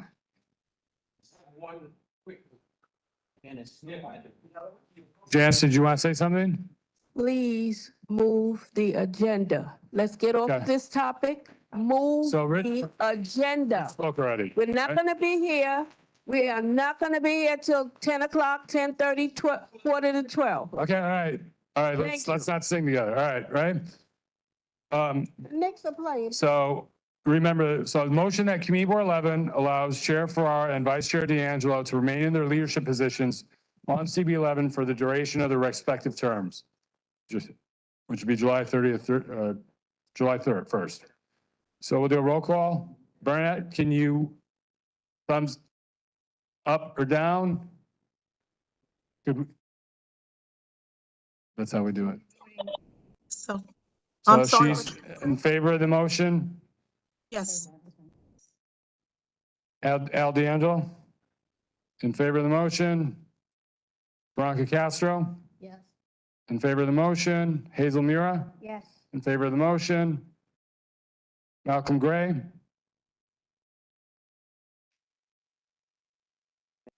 Against? Edgar Aguirre? Against? Katie and Allen? Against? Ryan Barthel? Junior Campbell? What? Against? Say it loud enough, and just so I want to put it on the tape, so. Chun Chun? Is Chun Chun there? Yes. Can you hear me? So you're in favor of the motion, Correct. right? Okay. Christine? Culpepper? Stacy Ann? Angel? He was online? He is Against, online? against, Okay, against. Mary? Averill? Francis? She say something? So you abstaining? You're abstaining? Okay. No, she's against. Yeah. All right. Rabbi is excused. Ken is excused. Wendy? I'm partially deaf in this ear, just so you know. And, oh, he is here. I was marking him absent. D1? Against. We have room on this table if you want to go there. Debbie? She's in favor. David Levitt? Is in favor. Juan Luciano? Serena Muniz? Phyllis Nastasio? Naomi Pemberton? Ed Perez? Edward? Okay. Susan Perez? Shred Hannon Purdom? Keith Ramsey? Juanita Randall? Jeremy, she's trying to keep notes. Yeah, no, I will, so. What's that? Yeah, so, sorry, Hazel, go ahead.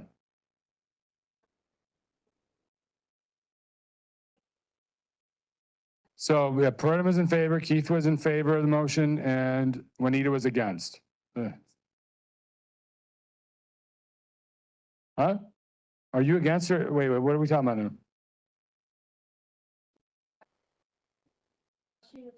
So Averil's abstaining.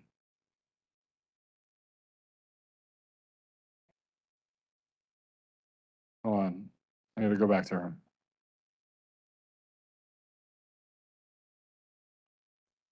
Cynthia Rodriguez. Oops, I skipped you, Rich. Yeah, I've skipped. Okay, Cynthia's against. Ellie?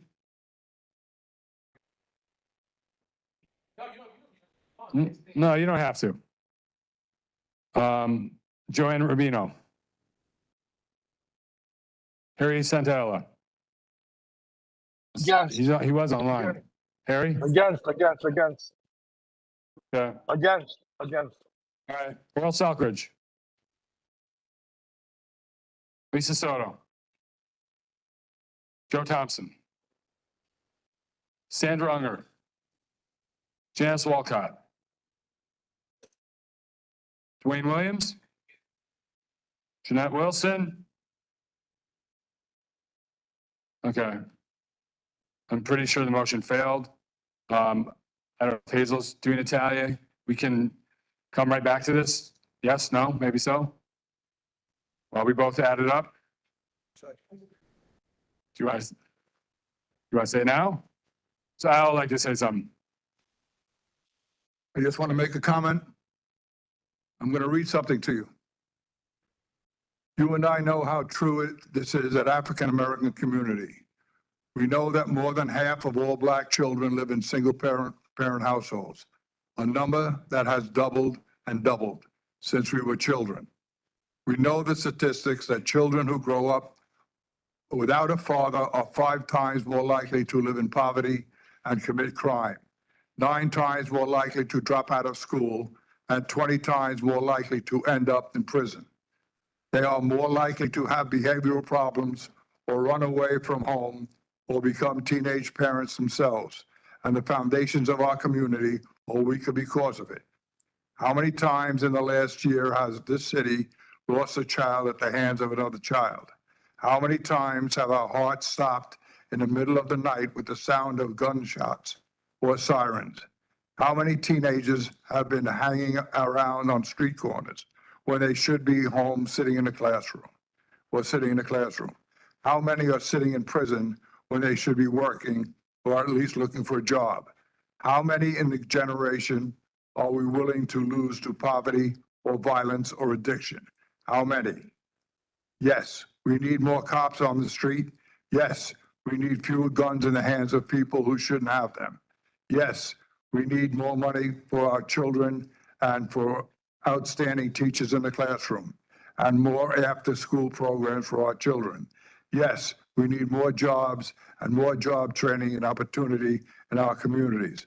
But we also need families to raise our children.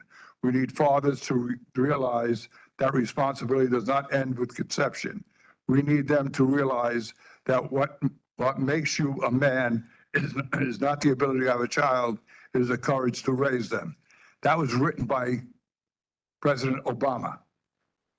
I guess maybe we should have him, or maybe he should have been removed from office. Also, some statistics. This is 2024. The percentage of Black children living in fatherless homes reached an all-time high at 72%. The absence of father figures has been linked to higher rates of poverty among Black families. Children from fatherless homes are more likely to drop out of school and have lower educational attainment. Black children growing up without a father are at a higher risk of engaging in criminal activity. Fatherless homes contribute to the cycle of poverty and inequality in Black communities. Lack of fathers' presence can have detrimental effects on children's emotional and psychological well-being. Black children raised in fatherless homes are more likely to experience behavior problems and substance abuse issues. Father absence is associated with higher rates of teenage pregnancy among Black girls. The economic impact of fatherless homes on Black communities is estimated to billions of dollars each year. Addressing the issues of Black fatherlessness is critical for breaking the cycle of poverty and improving outcomes for future generations. 90% of homeless and runaway children come from fatherless homes. 85% of children with behavioral disorders come from fatherless homes. 85% of all youths in prison come from fatherless homes. No discussion right now, everybody. There should be no discussion in the gallery session. And 71% of high school dropouts come from fatherless homes. These are facts, not made up. But, you know, you voted, and I knew that vote. I sent it to the committee immediately. This vote was already done. and that's a travesty. One person that was on that committee said, oh, that's All what right, you all want. right, 1 second, 1 second. First of all, Excuse me, I have the floor. there is an issue happening in the gallery that needs to be solved first, okay? This is still a board meeting.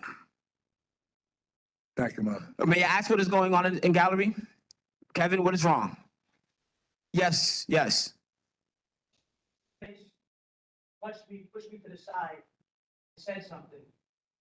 In order to feel comfortable, I had to keep my eye on it. Okay, so, thank you, I got it. In the code of conduct, let me finish, you know what I'm saying. It clearly states that we must respect the privacy and the space of our fellow members. If he is feeling that you are encroaching on his space, please find somewhere else to sit. There are other seats over there. Please respect him. If you cannot, then we will call security. There's no cursing. We will call security for both of you. So please, I need you guys to separate.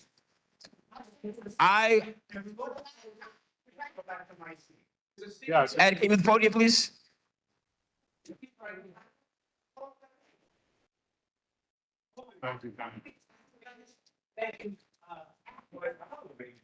Okay. Naomi, I got it. Jean, please. Kevin, please. That's it. Jean, please. All right, gentlemen, that's it.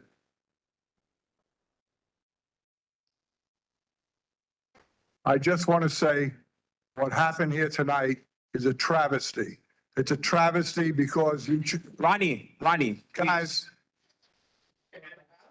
Michael, please. Knock it off.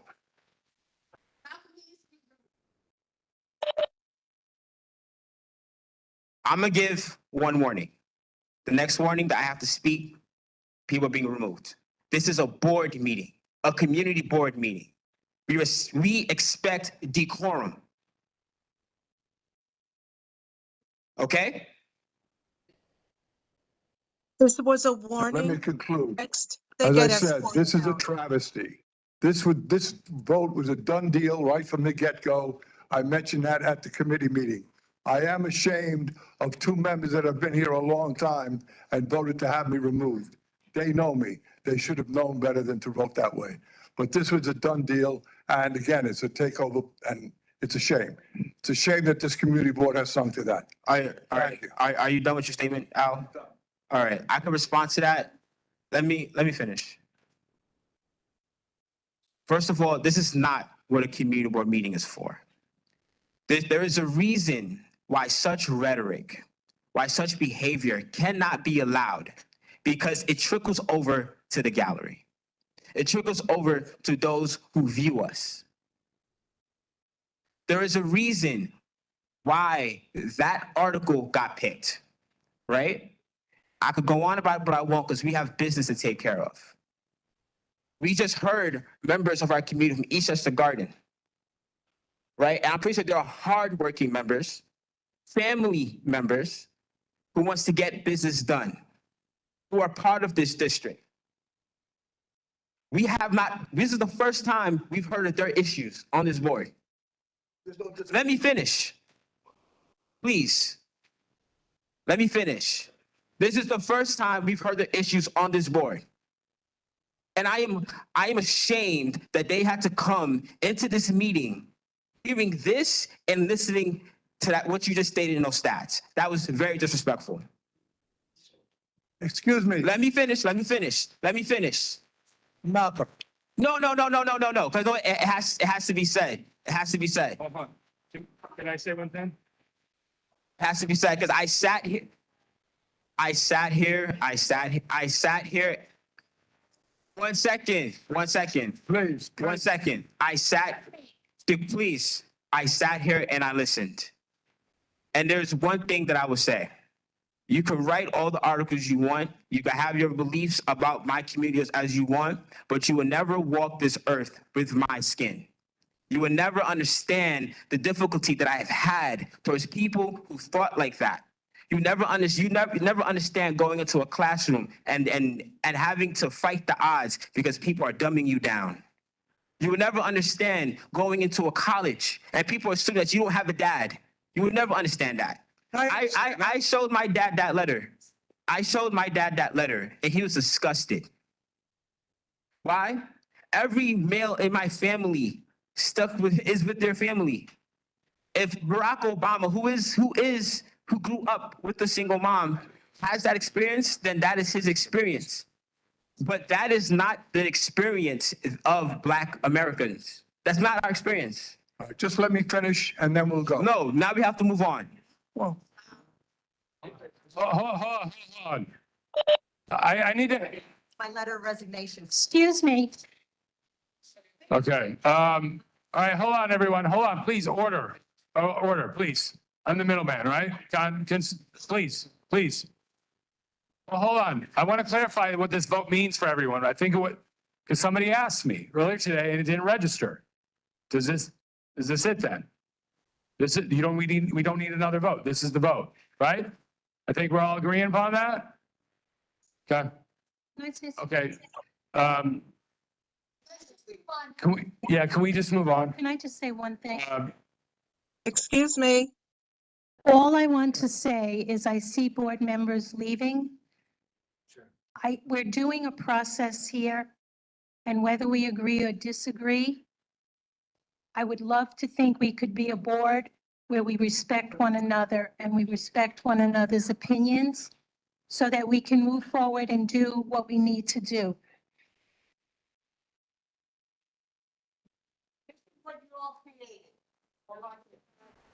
All right. Excuse me. We don't have quorum. Quorum is gone. We have quorum until somebody else.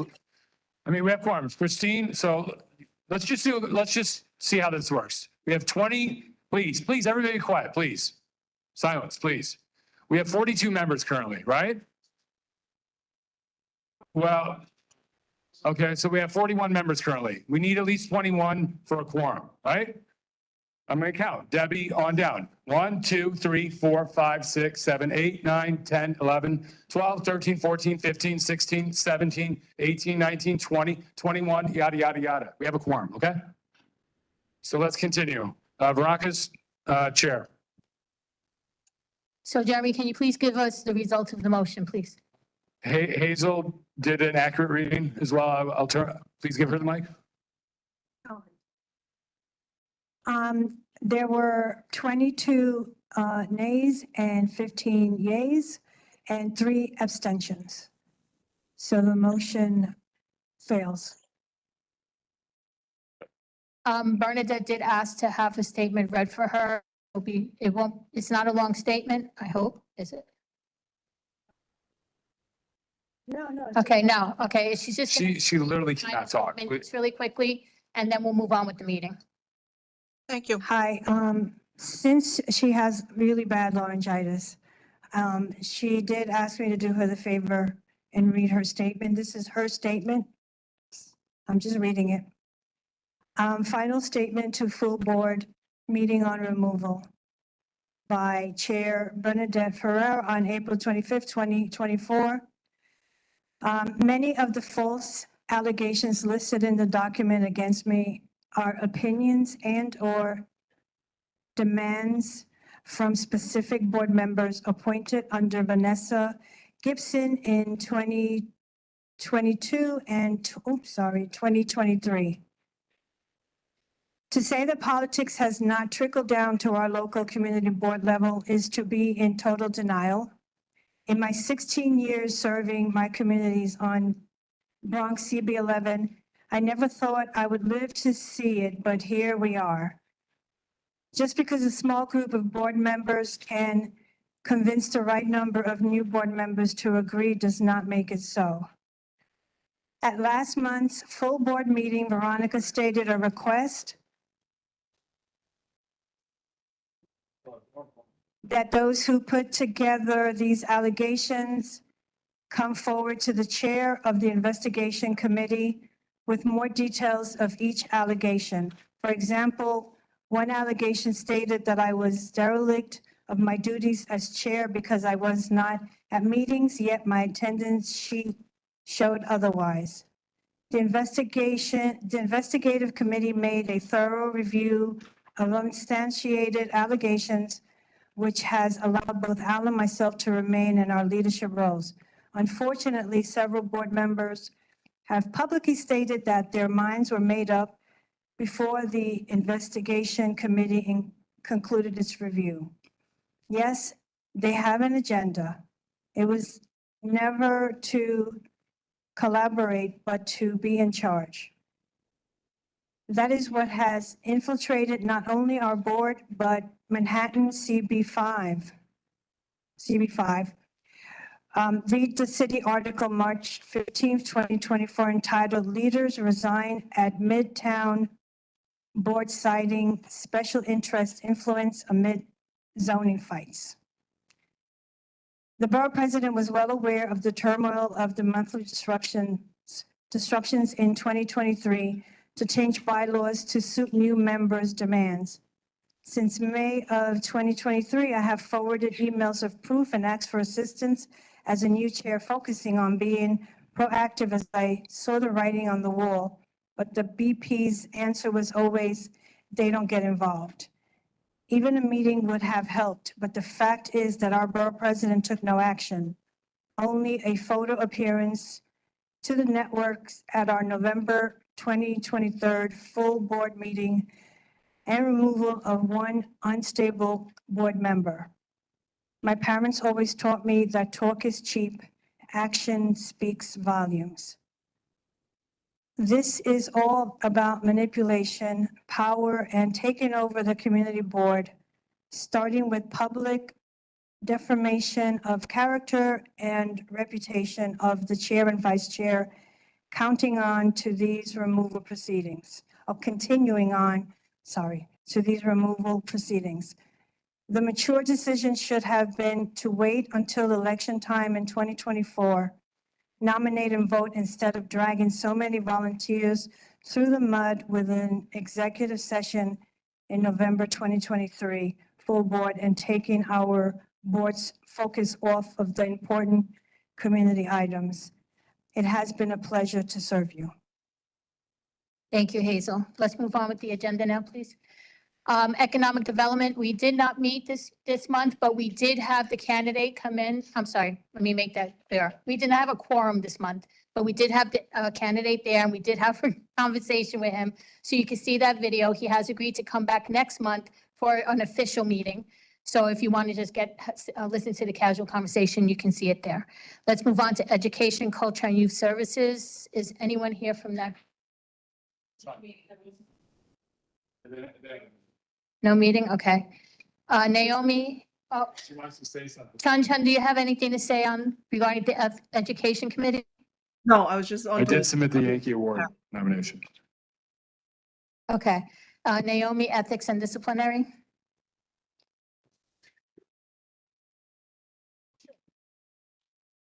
Hello and good evening, everyone. I know there was numerous holidays. I know Passover was the other day. Easter, huh? Oh, still going on, sorry. Well, I just want to say happy Passover, happy Easter, Ramadan, to all those, and any other holiday I missed, I apologize. Another thing I would like to say, like I said, the investigative committee, I would like to congratulate them. They did a lot of hard work, but I do want to state for the record, I think we need to revamp the way that those committees operate. It's not fair to them for 4 hours.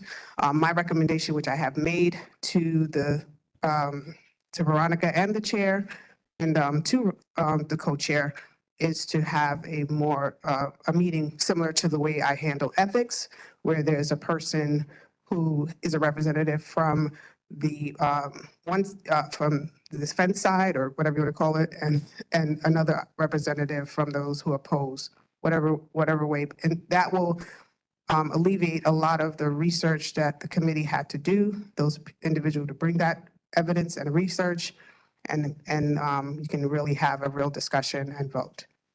Okay. Also, ethically, just making sure that people on the committee are not entangled in anything related to those who are being reviewed. Second, I would like to state there was an ethics complaint from Grace Mamaro. I did email you back. So please look at your email and let me know if you have additional information you need to provide to me, because at this point, I cannot go forward until you do that. Okay? Submission of bylaws request. I submitted bylaws requiring that the chair provide, work with the co-chair and the chair of the committees when a committee member, community board committee member would like to join a committee. I also asked that the co-chair and chair of the committee also be advised when a community member wants to join the committee. I have not heard anything yet, so I'm stating to the record, I'm asking for some feedback, please. And that was about 3 months ago. Okay. I also would like to know the status of where Susan Perez is on my committee. That's been from November. Also, I've asked my committee to provide community needs assessment, and I encourage all the committee chairs to encourage your committee members to submit community needs assessment. As you saw, there were some people from Eastchester Gardens, some other from Vioness, from Morris Park. It's important for us as a community to state the issues or the needs that we have. So that's all I have to report. Thank you. Thank you, Naomi. Serena, for community development and budget priorities? I have a question Oh, I'm sorry. Go ahead. about the ethics, and thank you for mentioning that. At the investigative meeting last week, Bernadette said she had some concerns with me, and that's why she hasn't responded, serious concerns with me. So I wanted to know what those serious concerns are. I will not. I mean, is this really the place for this right now? I mean, she's no longer chair of the board, right? That's May I ask right. what's the request? What's the request? Say it again, please. Being on that last statement on the ethics, I know it was brought up at the committee last week, and Bernadette said Chip held back because of serious concerns with me. So I want to know what serious concerns are there with me that I can't. Well, that technically would go to Veronica at this I would point. like to Well, respond. the only thing, I don't know what those concerns may be. I can reach out to Bernadette and find out for you. Well, I she can has tell laryngitis, and I'm not Veronica. sure if you, Veronica, All right. I'd like I to also speak. want to state, I don't know if you want those serious concerns to be discussed in public, or if you would rather to have it. Okay. Bernadette? Yes, I was going to do it in private, but since Susan keeps pushing it, I'll put it out there in public. I don't feel that Susan has the correct temperament to be a member of the Ethics Committee. She has already showed in 3 different situations that she is biased, too emotional, and needing a public forum when there was no need for it, especially when it came to Jeremy. You could have spoken to him. You have shown bad judgment on my part. And while I never like to speak badly of anybody, I just felt that every single time I was thinking about it, then something else would happen. So as a chair and ethics committee, I think you need somebody that has a temperament. Okay. Thank you, Bernadette. Okay, That's enough. Susan, you did ask, so that's why, but I think the conversation's pretty much done with that, okay? Depending on what happens from here, we'll revisit, Malcolm, you and I can talk. We'll revisit the, request, okay, after this. Thank you. So the Borough President's Office put something in the chat. Debbie, you want to read that? If the motion fails, then a motion to remove needs to be added to the agenda and voted on again. That's from the Borough President's Office. So basically, they're stating that since our motion to allow them to remain in their office seats has failed, then someone needs to put out a new motion asking to have them removed from their official executive seats in order for it to be official. So then Burnett's still chair currently. Technically, yes, they are still in their position. Okay. Sorry about that, Burnett. Huh? Yes.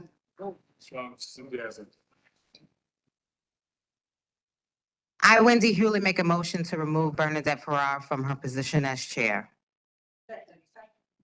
It's motion made by Wendy, seconded by Christine or Cynthia? Christine. Okay, do we have a discussion? Okay. We do have a quorum. So, Jerry, do we need another roll call? Yeah, let's do it. Okay. I mean, why not? Okay, so we need to restate the motion, or you good? You Want me to good? restate it? I don't know. It may be just me. All right, so Wendy Hewlett, Betts, make a motion to remove Bernadette Farrar from chair of CB 11. but hold on, that what she put in the chat says it has to be voted on to put it on the agenda next month. Motion failed. Then a motion to remove needs to be added to the agenda and voted on again. Did she say May? But Kira, you wanna tap your microphone or speak if you're in? Is she in the meeting? Kira? Can we get clarification, please? It's typing? Maybe she can't speak right now. Yeah, I mean, you generally can't add it. I don't think so. Remove that way.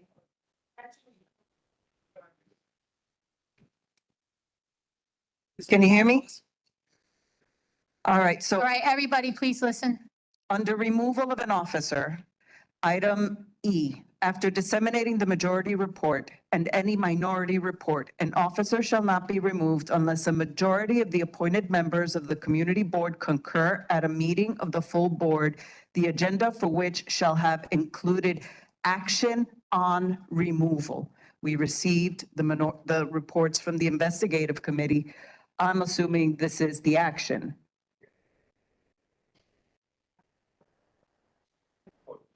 The action is on. The action agenda. failed. Yes. So what you're saying, I mean, David, you're pretty good at bylaws. Do you want to speak or no?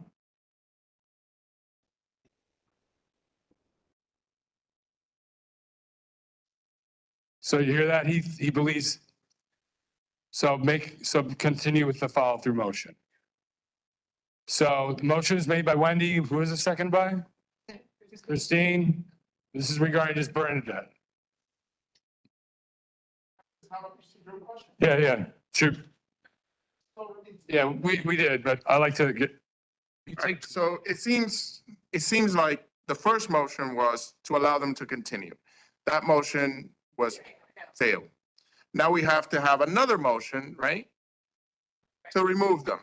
All right, it then follows that the next logical step will be another motion to replace them, right? To have interim people? No, the bylaws say you have to fill it by the second meeting, which is June anyway. So. All right, so this motion is just on Bernadette. All right, motion to remove, Bernadette, you're against, I assume? Right, against, give me a thumbs up if you're against, please. I'm against. Okay. All right, so she's against.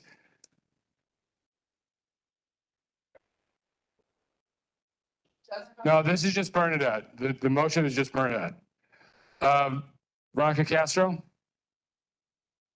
Hazel Mura? Malcolm Gray? Edgar? Kadian? Ryan? Junior? Chun Chun? Against. John?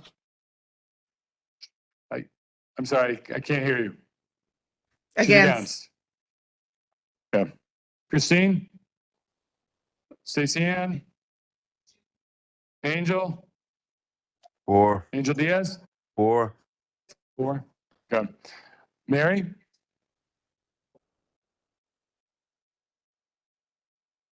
Oh, he's changing his vote to in favor. Okay, Junior. So in favor, Mary? Haverhill?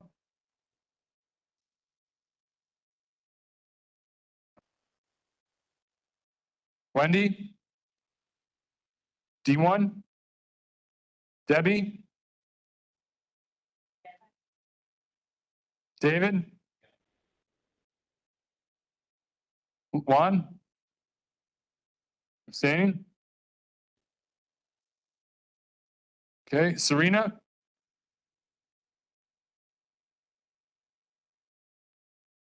Naomi? Ed? No, he left, right? Susan? Shredo? Left. Keith? Juanita? Rich? Cynthia? Ellie?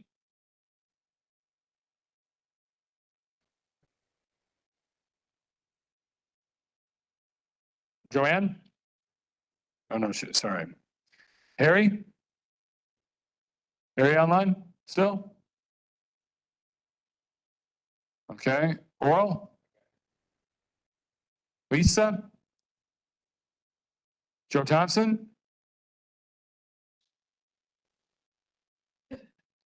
Sandy? Oh, no.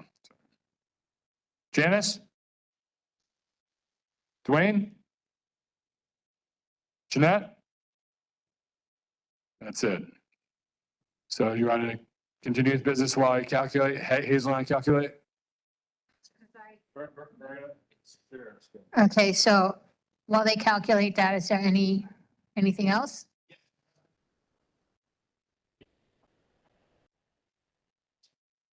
It doesn't have to be.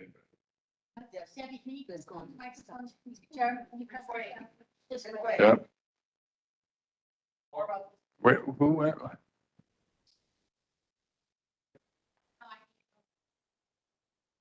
I, Wendy Hewlett, make a motion to remove Al D'Angelo as co-chair of CB11, vice chair of CB11.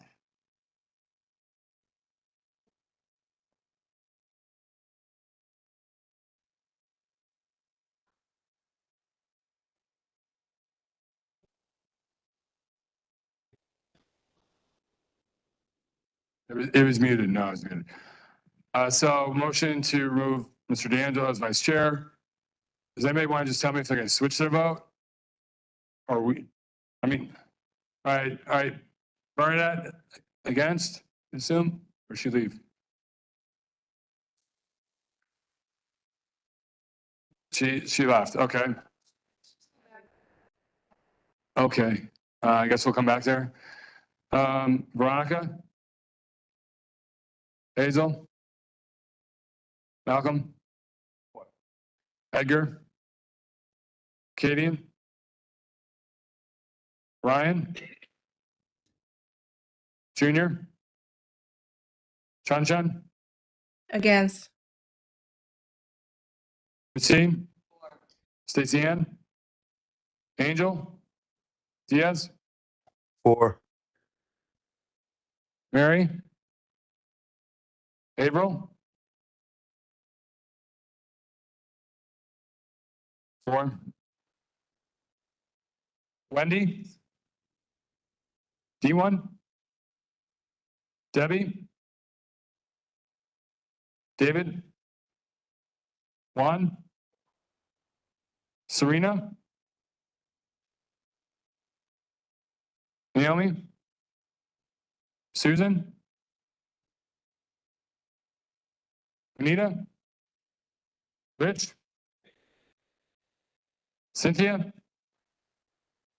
Ellie?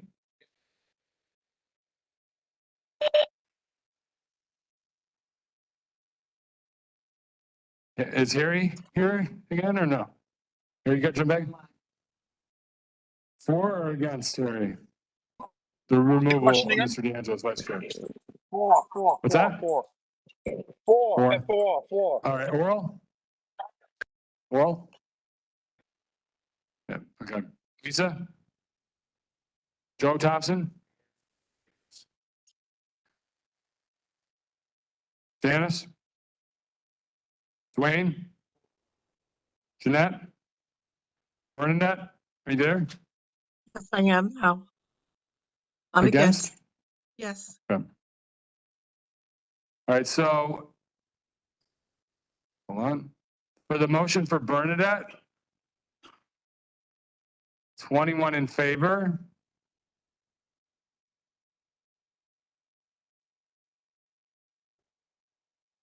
Oh, and yeah, Harry's on, so there's a difference in vote. 21 in favor, 9 against, 2 abstentions. So unfortunately with the resignation, that passes. Right, because you have 41 members currently, you need at least 21 as a quorum. So that a narrow margin, but it does pass. I could be wrong.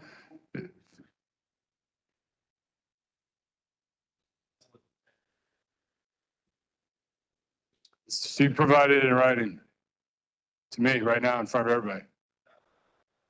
As far as I know, I've been told by Tom Lucania, what says once it's submitted in writing, I mean, that doesn't always happen. So do you have it? Anytime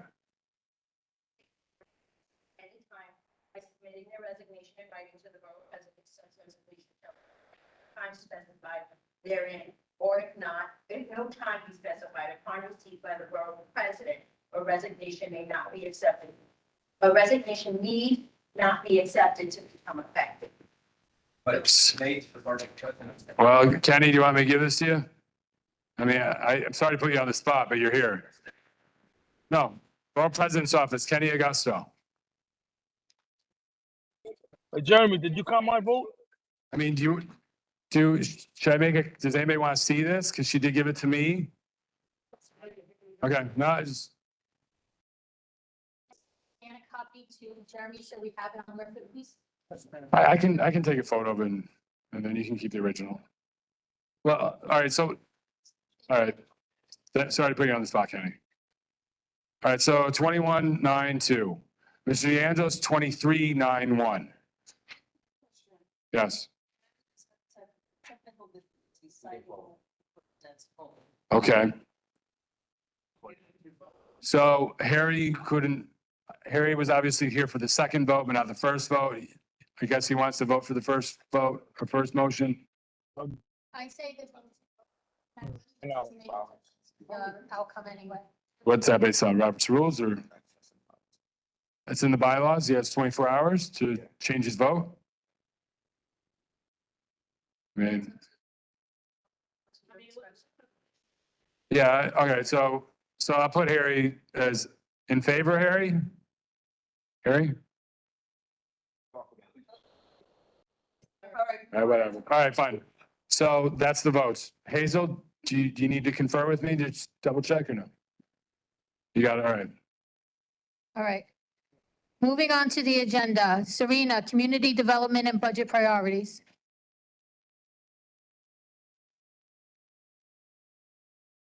He read it. 23 versus 21. Serena there?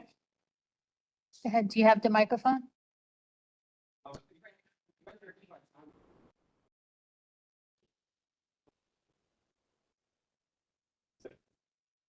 I will ask, due to the time, if you don't really have anything to report, can we just move on from your committee? So just only speak if you need to.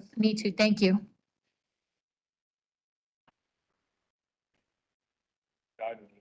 Thank you. Good evening, everyone. So I just wanted to report that all of the budgetary priorities requests have been responded to all of the agencies and all of our elected officials. We have been meeting with them. I've invited the entire board to join me at these meetings. I've also sent emails requesting that the 11 committees provide me by the end of June with their 3 capital requests and their 2 expense requests, so that we can vote on this as a collective body and then have our public hearing in September. This is extremely important because this budget really will tell what funding our community gets. This committee has been dormant for a long, long time, and I can ask, and I've asked. And just for the record, as Naomi mentioned earlier, I'm asking again. If I do not receive any committee requests, then, we're gonna move forward, obviously. So I just wanted to say that. And then next month, we're gonna be visited by the New York Public Library, and they're gonna be talking about the Allerton branch, and they will be letting us know about the renovation to the elevators. That was something that was on our budget. That is something that is being funded, and that's going to take place in 2026. I know it's a while, but it's been funded. So thank you and good night. Thank you, Serena. So for Health and Social Services, Sandy and Joanne are not present as the chair and co-chair. Is there anyone from the committee that has anything to report? Okay, moving on then. We have Housing, Hazel. Nothing? No, we have a meeting coming up, that's all. Okay, so when's the next meeting? We're still talking about that because we kind of wanted to have a joint meeting with land use, and City of Yes. So we're trying to figure that out. Thank you. Land use, is anyone here from land use? Oral? Do you have anything to report? No. No meeting? Okay, so let's move on. Parks and Recreation. Janice, do you have anything to report?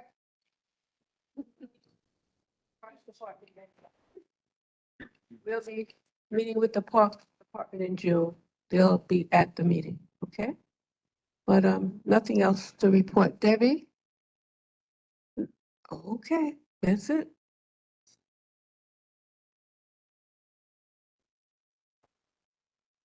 Ellie, do you have anything to report for public safety? Okay, nothing to report. Sanitation, environmental protection. Okay, thank you, Avril. Nothing to report. Transportation. I think this last issue is something that Roxanne brought up. I believe it was at leadership. She was talking about the parking lot on Bronxdale and Boston Road and White Plains Road. There's no lighting there and cars have been breaking in. I just saw something on Facebook about that. So she wanted us to write a letter to DOT requesting lighting at that location so that it's at least a deterrent. I don't know if I have to make a motion, but, I should bring it to committee. So Rabbi wanted to speak to the police, I believe, right? So I think we should follow up with him first. Yeah, I think there was a request for more lighting. So what you can do, there is a study that DOT does in specific areas where they can deem whether or not lighting is sufficient or insufficient. I'm sorry. We can reach out to DOT and we can ask for that. Let me finish. We can ask for that. Yeah, so it's a study that has to get done. So we have to request that study. Once we request that study, then they'll make the necessary recommendations in order for lighting to be done. Right? So I guess with a transportation committee that you guys can do that in committee, yeah. Jeremy? Yep.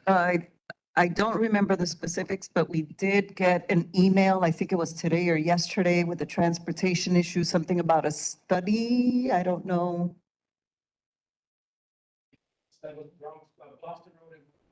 Yes, that study is actually. That study, which I do want to thank Ryan. That study actually came from Ryan submitting that to the budget priorities of community development. And we did put that study because of him into that budget priorities, district needs, whatever. And they did it. So definitely want to thank Ryan for looking out and getting done. Hold on. Give him the mic. Give him the mic. Hold on. Okay, wait a minute. I don't think Hazel was finished with her report. I'm sorry. Yeah, thank you. I even forgot what I was gonna say. But I read the email and I was a little confused because it says, Boston Road and Pelham Parkway North. Yeah, right, but there's no light there. If you're looking at Pelham Parkway, I don't know if they mean Thwaites? I'm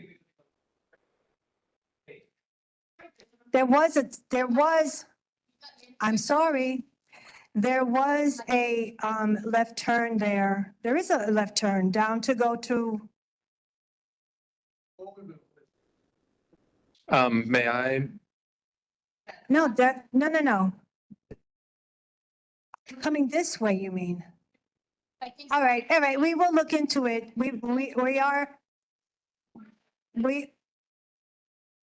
Okay, we are going to be having a transportation meeting, so we're going to be talking about that. But if you have more information, thank you. That whole area, there are three separate things. So the thing that Malcolm brought up is one, that's a safety and parking study for the entirety of Boston Road. That's been fought for by different districts, including ours. Then there was one that was brought up by Debbie at Pelham. I don't know why they put Pelham North because there is no Pelham North in Boston Road, but there is a lack of control for the left turn from Pelham. It should really be the westbound side going south on Boston Road. There's a left turn lane. People tend to use that left turn lane as a straight only lane. And I believe that's what that's in reference to. That's the problem that Deb had brought up. Yes. And then there's that other one, that left turn onto, and it could be called Thwaites Place or it could be called White Plains Road. The left turn from Boston Road going south on there is dangerous, to put it lightly. So 3 different things, all in that same area. I believe the email was about the left turn from Pelham onto Boston Road going south. Thank you for the clarification, Ryan. Thank you, Cynthia, for bringing up the email. Okay. Next, City of Yes. Thank Well, you. you have a meeting coming up on the 8th. Okay, City of Yes meeting on the 8th. Diversity, Equity, and Inclusion. Nothing to report. Thank you, Christine. Okay, now we're going to call on the elected officials. Jeremy has a list of who's here, I think. I will ask that before you start speaking, please state your name and what office you are representing so we have it on record. Thank you. So, Borough President's Office, Kenny Augusto.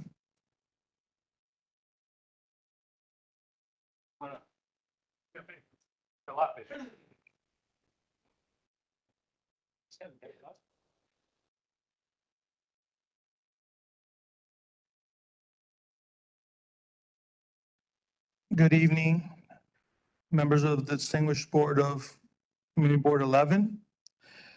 I am here to report. My name is Kenny Agosto. I'm a former CB11 member for 6 years. I work now for the Bronx Borough President. It's my pleasure to work for her. And I'm here to report on her behalf. Last week, the Borough President gave her second State of the Borough address. She highlighted the fire safety issues. Our office has been diligent in teaching with the FDNY as well as with the American Red Cross on how to get alarms and how to get, for detectors, smoke detectors and carbon monoxide. She's been working to stop fires from going on with e-bikes. She's been working with the office of the mayor. They've been taking bikes off of the streets. The borough president has been working with small business services to get loans for small mom and pop businesses. She's been working with the incubators and other organizations. We're working on a maternal report. As you know, Black, Latinos, and Asian women are disproportionately high in mortality rates. We're working with our doulas. We're working with our health and human services. We're working on midwifery, and we're working with our consortium and Black Women Health.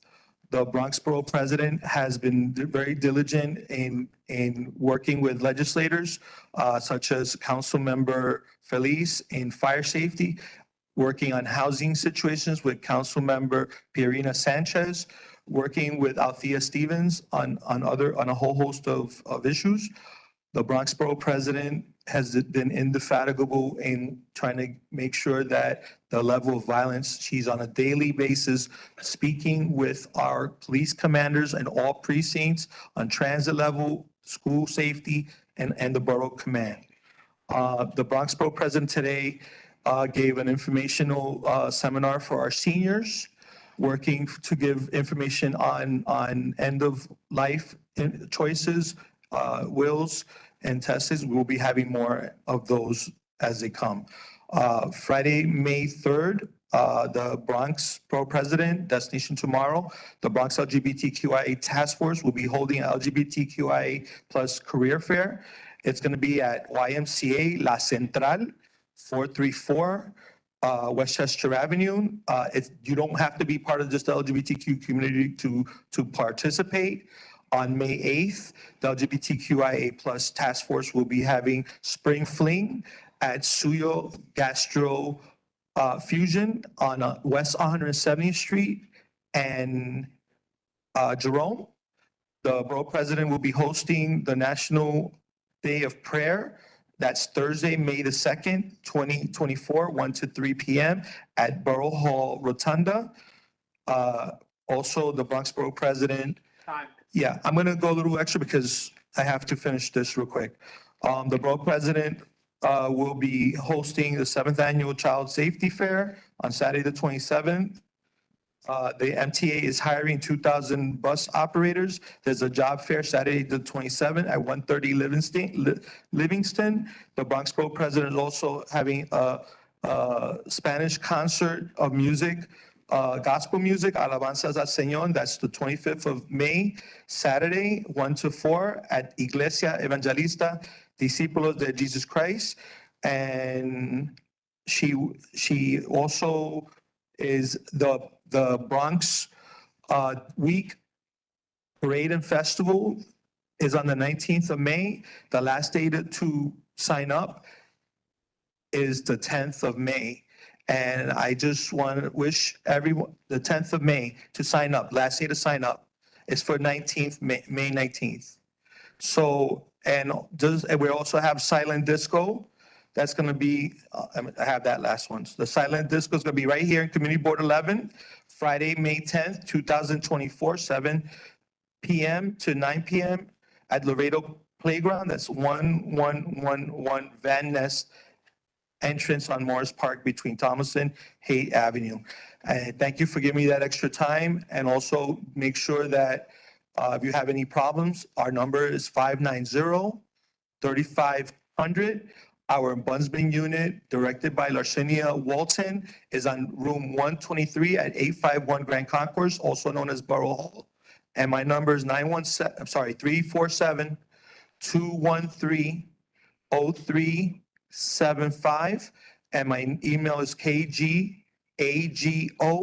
S as in Sam, T as in Tom, O, at BronxBP, such as Borough President.nyc.gov. Thank you very much. Thank you, Kenny.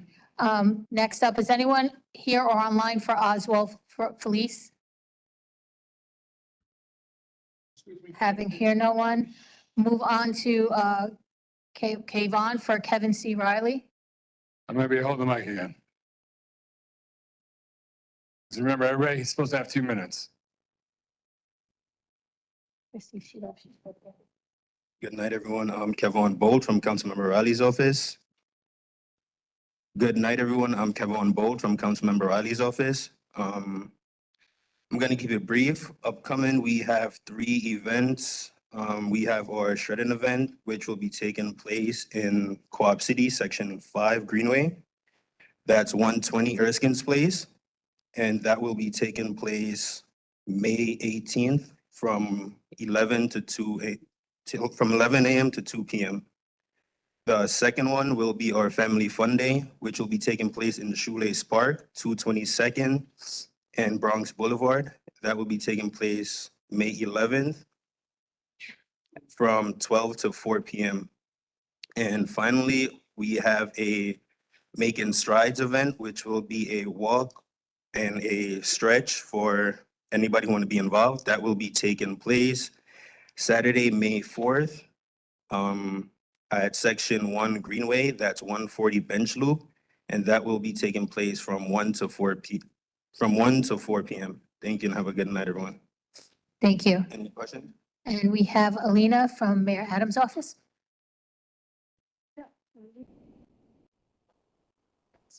As soon as it rings, I don't want to talk extra. Hi, good evening, everyone. I'm Alina Dow. I'm the Bronx Borough Director for the Mayor's Community Affairs. Good evening. I did just want to share that the budget was passed and the mayor was extremely excited because he is now able to give violations and close illegal smoke shops. But please make sure we contact 311 because he doesn't know where they all are. So we do want to make sure that we continue to do that. He also is thanking everyone because he was given an extension for mayoral control for schools for the 2 years. So thank you to all of the support that was given on that. I did just want to share, I know there was a couple of more things that I want to make sure that you guys are aware of. And one of those is that the mayor with New York City Health and Hospitals is going to be opening 16 mental health clinics within New York City schools to help the kids that are dealing with mental health issues in the schools. He is also launching a pilot program for rapid removal for when people in domestic violence need to move. We all know people go through that and they usually have to stay in their places a longer time. So he's launching a pilot program for that. The mayor's also happy to work with Speaker Adams, and they were able to protect over $500 million in key educational programs that was temporarily funded through stimulus. And the mayor has doubled down on his efforts to reduce shooting and homicides, and he's going to be adding 1,200 new police officers. If you want the exact numbers, I'll find out where they'll be located and then share them with you as well. And then also the mayor has he's announced the first ever nonprofit advisory council. Thank you. And I'll just wrap that up. So he's actually one of the first mayors to make sure that all the nonprofits that provide different funding into our communities get funded. So my number, if you guys need me, is 914-446-8393. Don't run away from the mic from now. You got to take it. Nope. Oh, we have a question. You got a question? On the educational funding, Yes. does that include pre-K 3? You know, I'll have to get the information for you. I have some information, but not all of it. Okay, thank you. Any other questions? Yes. 446-8393? Yes. Hi, Alina. I just want to make sure that, I don't know if you were here in the beginning of the meeting, but we have some issues at Eastchester Gardens, and we would like the mayor's office help. Yes, I was here, I was online, and that's why I came right over. Okay. But I did hear about it, and I know that the gentleman was also asking about training, so he can understand exactly his position. I'm gonna follow up with them. Our liaison for NYCHA he's not there right now, so I will be stepping in to assist. Wonderful, thank you. Yes. Oh, Malcolm? Yes.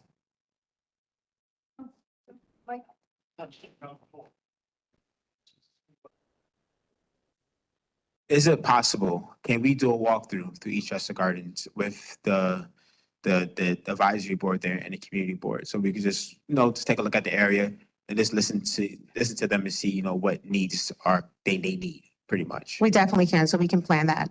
But I thought that it was not just the Eastchester Gardens, they were really talking about the community center with the ICD, yeah. Right, yeah. So we could discuss that further. And I think that it would be great to also do the same thing if you can contact somebody at the Pelham Parkway houses also to do the same thing. Sure, we can arrange that as well. And I know April just said that she had a question.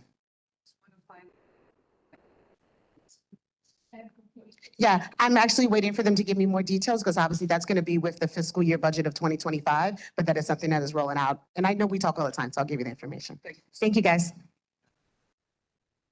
All right, Debbie, Wanted to say something? This is from Councilmember Felice's office. Good evening, everyone. My name is Esperanza Diaz, Director of Community Engagement for Councilmember Felice. My microphone is not working. You can reach out to our office at 718-842-8100. Just putting it out on the record. All right, thank you. I'm so Thank you, sorry. Debbie. Yeah, so I had to log in into another computer. This is Esperanza from Councilmember Felice's office. I was able to, would I be able to talk right now, or has the time already elapsed? Okay, go ahead. Oh, thank you so much. So yes, I had a little technical difficulties. Good evening, everybody. As you kind mentioned, my name is Esperanza Diaz, Director of Community Engagement for Councilmember Felice. We're currently located at 573 East Fordham Road. As for updates, in lieu of Earth Week, Councilmember Felice last week introduced Intro 0746, or Operation Green NYC, which serves for two purposes, which is to combat air pollution in our area by increasing green spaces and vegetation within the city, while also improving stormwater management in our city. If you guys have any questions, whether it be legislation or whether it be constituents or for your neighborhood, or if you want to visit our office, you guys can definitely visit us, or you can reach out to us at 718-842-8100, or you guys can email me. I will be putting my email on the chat below. It is E as in elephant, S as in Sam, D as in David, I as in iguana, A as in Anthony, Z as in zebra, at council.nyc.gov. Thank you and have a great night.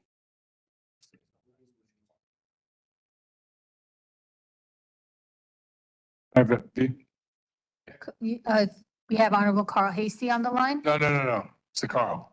Oh, Sakaro, I'm so sorry. He was here personally, but then he left, and now I think he personally. Assemblyman Sakaro, are you online? Would you like to speak?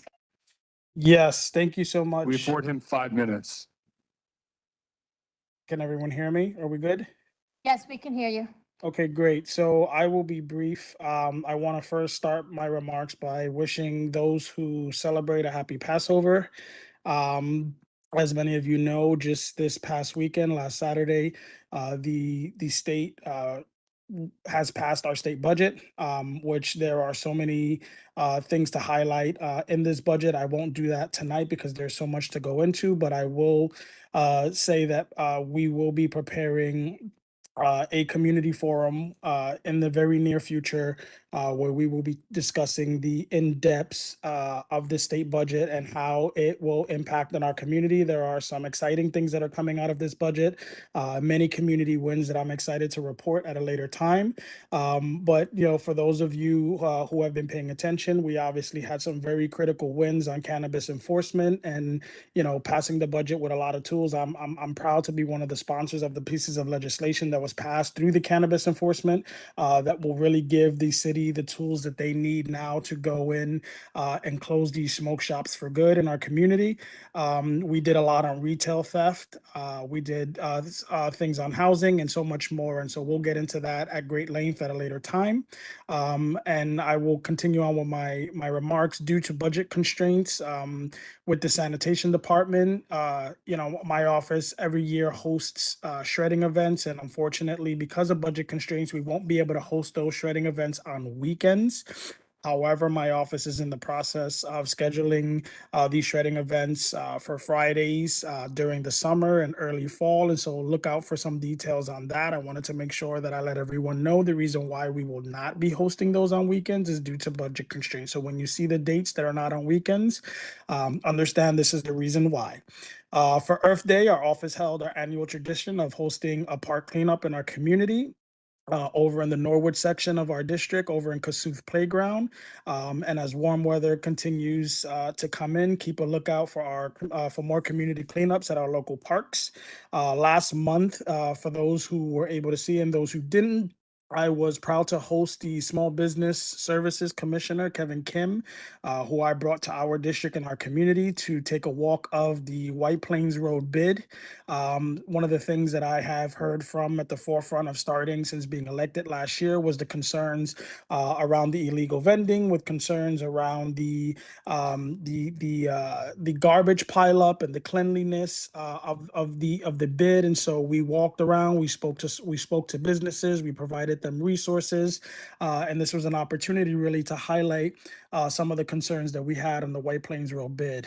We also visited the Jerome Gunhill bid, where we met with businesses owners there, and we spoke about some of the concerns and ways that small businesses could be services could be supporting these small businesses in our community.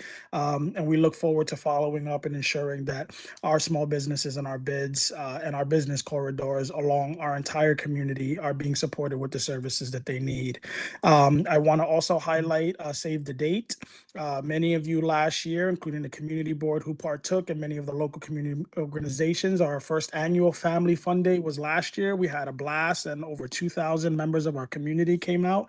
This year, we will be hosting our second annual Family Fun Day, and the date for that is Saturday, June 22nd. From 12 p.m. to 4 p.m. and we'll be hosting that at the same location along Williamsbridge Road near my district office. And so please keep a lookout on that and some information. If folks have interest in joining us and in tabling and in sponsoring, feel free to get in contact with my office. And stay tuned for a bunch of upcoming community events that we will be hosting this summer. We will be hosting a host of movie nights, movies under the stars in our local parks. We will be having silent discos. We will be having family fun days, and many other exciting community events. So please stay in touch with my office on all that information, and we will be in contact very shortly on what our summer calendar will look like. Thank you guys so much for the time, and I will turn it back over in the essence of time. And if you have any questions, either feel free to put that in the chat or reach out to my office. Thank you so much for joining us in person earlier and for staying online to talk with us. Have a great night. So just a reminder, 9:45, generally speaking, is cutoff. They're starting to take down. They're going to shut down very soon. Okay, so let's move this along. Is there anyone from the comptroller's office online? Okay, anyone from the public advocate's office? Okay, so we have someone here from the district attorney's office. Hi, everybody. I'm Brian from the District Attorney's Office. Just one quick announcement. This Saturday, we have our 7th Annual Child Safety Fair. This is going to be at 19. I finally brought flyers. Took forever for these to be approved. It's going to be at 1919 Prospect Avenue. It's going to be from 11 a.m. to 3. Outside, we're going to have a climbing wall for NYPD. We're going to have bouncy castles. We're going to have carnival games. NYU Dentistry is going to be there, do free cleanings. And we also have about 45 vendors that offer services to kids. And secondly, just like Diana said, I gave a basic presentation on sort of the civics of the district attorney's office for Bronx Park East Community Association. And this offer still stands. If there is an organization that you think that would really benefit from just basically understanding how the DA works, I feel like a lot of people understand bits and pieces, don't know how the whole thing comes together. I'll give you my card, you reach out, and we'll get you that I'll present it to you guys. Okay, that's it. Thank you, Brian. Okay, we have Renee from Alexandria Ocasio-Cortez's office. How y'all doing? Good evening. Just a couple of quick announcements. Earlier this month, the Congressman hosted an IRS Direct File webinar. I believe I said something about that about 2 months ago. Just a reminder for everyone, if you have any sort of IRS inquiries to make, those are some of the easiest inquiries that our office can make. All we have to do is just send some sort of email to the Taxpayer Advocate Service, and usually we're able to get some sort of assistance with getting returns back pretty fast. An event or a sort of a program update. We just finished the Congressional Art Competition, so keep in touch with us about when the winners will be announced on that. And relatedly, the Congressional App Challenge is also starting up. Starting May 1st, students can register with our office and start sending in their applications that they've created.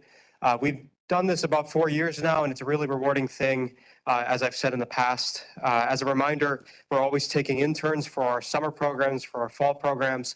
This is a great way for people to start with their careers in public service, especially if you're from the Bronx and Queens and within the district. So that's very important. And just finally, our office is always here to help with casework. With any sort of federal agency, and if it's with another sort of level of government, we're always happy to refer to our colleagues in other levels of government. Our number is 718-662-5970. Again, that's 718-662-5970. Thank you so much. Thank you. Do we have anyone from Richie Torres's office? I don't believe so. So if anybody's online, please raise your hand. Esperanza, if you want to put your hand down. Go ahead. Okay, going. Any others? Okay, Senator Bailey has somebody on. She want to Yes, speak? hi. Carmen? Yes, hello. Go ahead. Can you hear me? Yes. Okay. Good evening, everyone. As you know, our office is located at 959 East 233rd. You can contact us at 718-547-8854 or via email at senatorjbailey@nysenate.gov. Just a number of events that we have coming up. The first is our annual Autism Walk, which is taking place this Saturday. We'll be meeting at Mount Vernon City Hall, which is 1 Roosevelt Square, and walking to the Doles Recreation Center. Next Saturday, May 4th, is our mini food festival, which is called Taste of the District, from 1 to 4 p.m. at the Northeast Bronx YMCA. We'll be recognizing the greatness and entrepreneurial spirit of our local restaurants and enjoy some great food with live music. And then lastly, we have a COVID memorial ceremony at Eastchester Gardens, which is Baychester Avenue and 241st Street, from 2 to 5 p.m. on Saturday, May 18th. We will be establishing a memorial and planting a tree to commemorate those we've lost. And that is all I have. Okay, is there anyone else online from any of the elected officials' offices? Okay, hearing none, we're going to move on. Old business? New business? Oh, sure. I said this last month, and I think I'm going to bring this to bylaws, but we need to keep attendance. I don't like when folks leave early. We all are in the same boat. No offense to those leaving right now. It's those who left a little earlier. And I think we need to make some sort of rule. 3 unexcused absences means something, because every meeting this happens, folks leave, and that's not fair to the rest of us who are as committed as everyone else. That's all. I agree, Rich. I brought that up many times. It's been going on for a while. And I meant to bring up during my report, if you didn't see the email earlier today, state open meetings law has our ability to be hybrid remote for those who are remote tonight or have to be whatever night. It's been extended 2 years. But Jeremy, that doesn't change our requirements of being in person for a quorum or anything, right? So it's status quo for another 2 years. Okay. I wanted to make a quick comment. I wanted to point out that, again, we are in the far corner of our district, the least populated part of our district. And if I were to take public transit to get home, it'd take me about 40 minutes right now. 45% of our district does not have a car. And the people who don't have a car tend to be a lot less wealthy than those who do. So we want to think about who we're including and who we're not. Ryan, we have been trying to get other locations in other parts of CB11, so that way we can extend our reach to others who can't join us because we're all the way over here. So we are working on that. Naomi? I just wanted to comment on Rich. I think we need to overhaul, period. I mean, we shouldn't be here 3 hours to do the community's work. So that's just what, let's be fair at that. Well, I mean, we did cut down the time. It was worse. The time has cut down. Yeah, I know, but right. 1 second. Yeah, but also, I have gotten the contact information for Eastchester Gardens because I did reach out to ask about their technological capabilities to host our meetings there, which will also be a great neutral point to host our football meetings too. So I will give that off to Jeremy so he can coordinate with them and figure out, what do we need in order to have our our meetings there also as a satellite spot? So we're making a motion to adjourn? Either of you? Motion.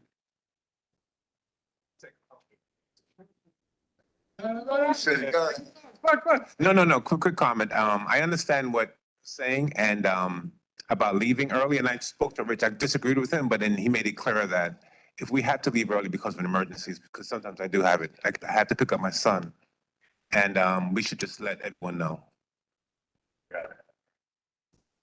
Yeah, I've been saying well before I was ever even on the board that we need to go within other locations of the community board because other community boards do go around their community board. So I've been saying that very long time. While I am that Calvary has been able to host us because Einstein couldn't, we do need to mobilize other locations. Also, I'm glad I'm seeing a lot of faces in person that I was used to just seeing in a little box. So I hope you guys come and continue being within the board in person. And you know, if you need to be online certain times, okay, but please come join us in person. Make motion to adjourn. All in favor? Yes. Okay, what time is it? What time do we end? 9:57 p.m. Thank you, everyone, for coming and for staying, and please get home safe. Thank you. I would have been home, the Knicks would have been winning that since day.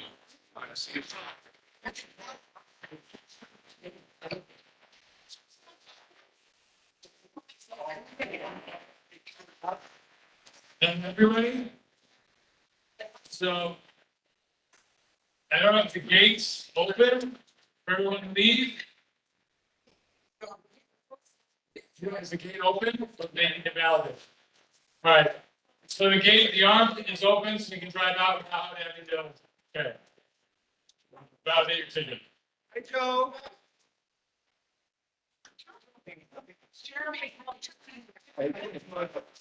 See you.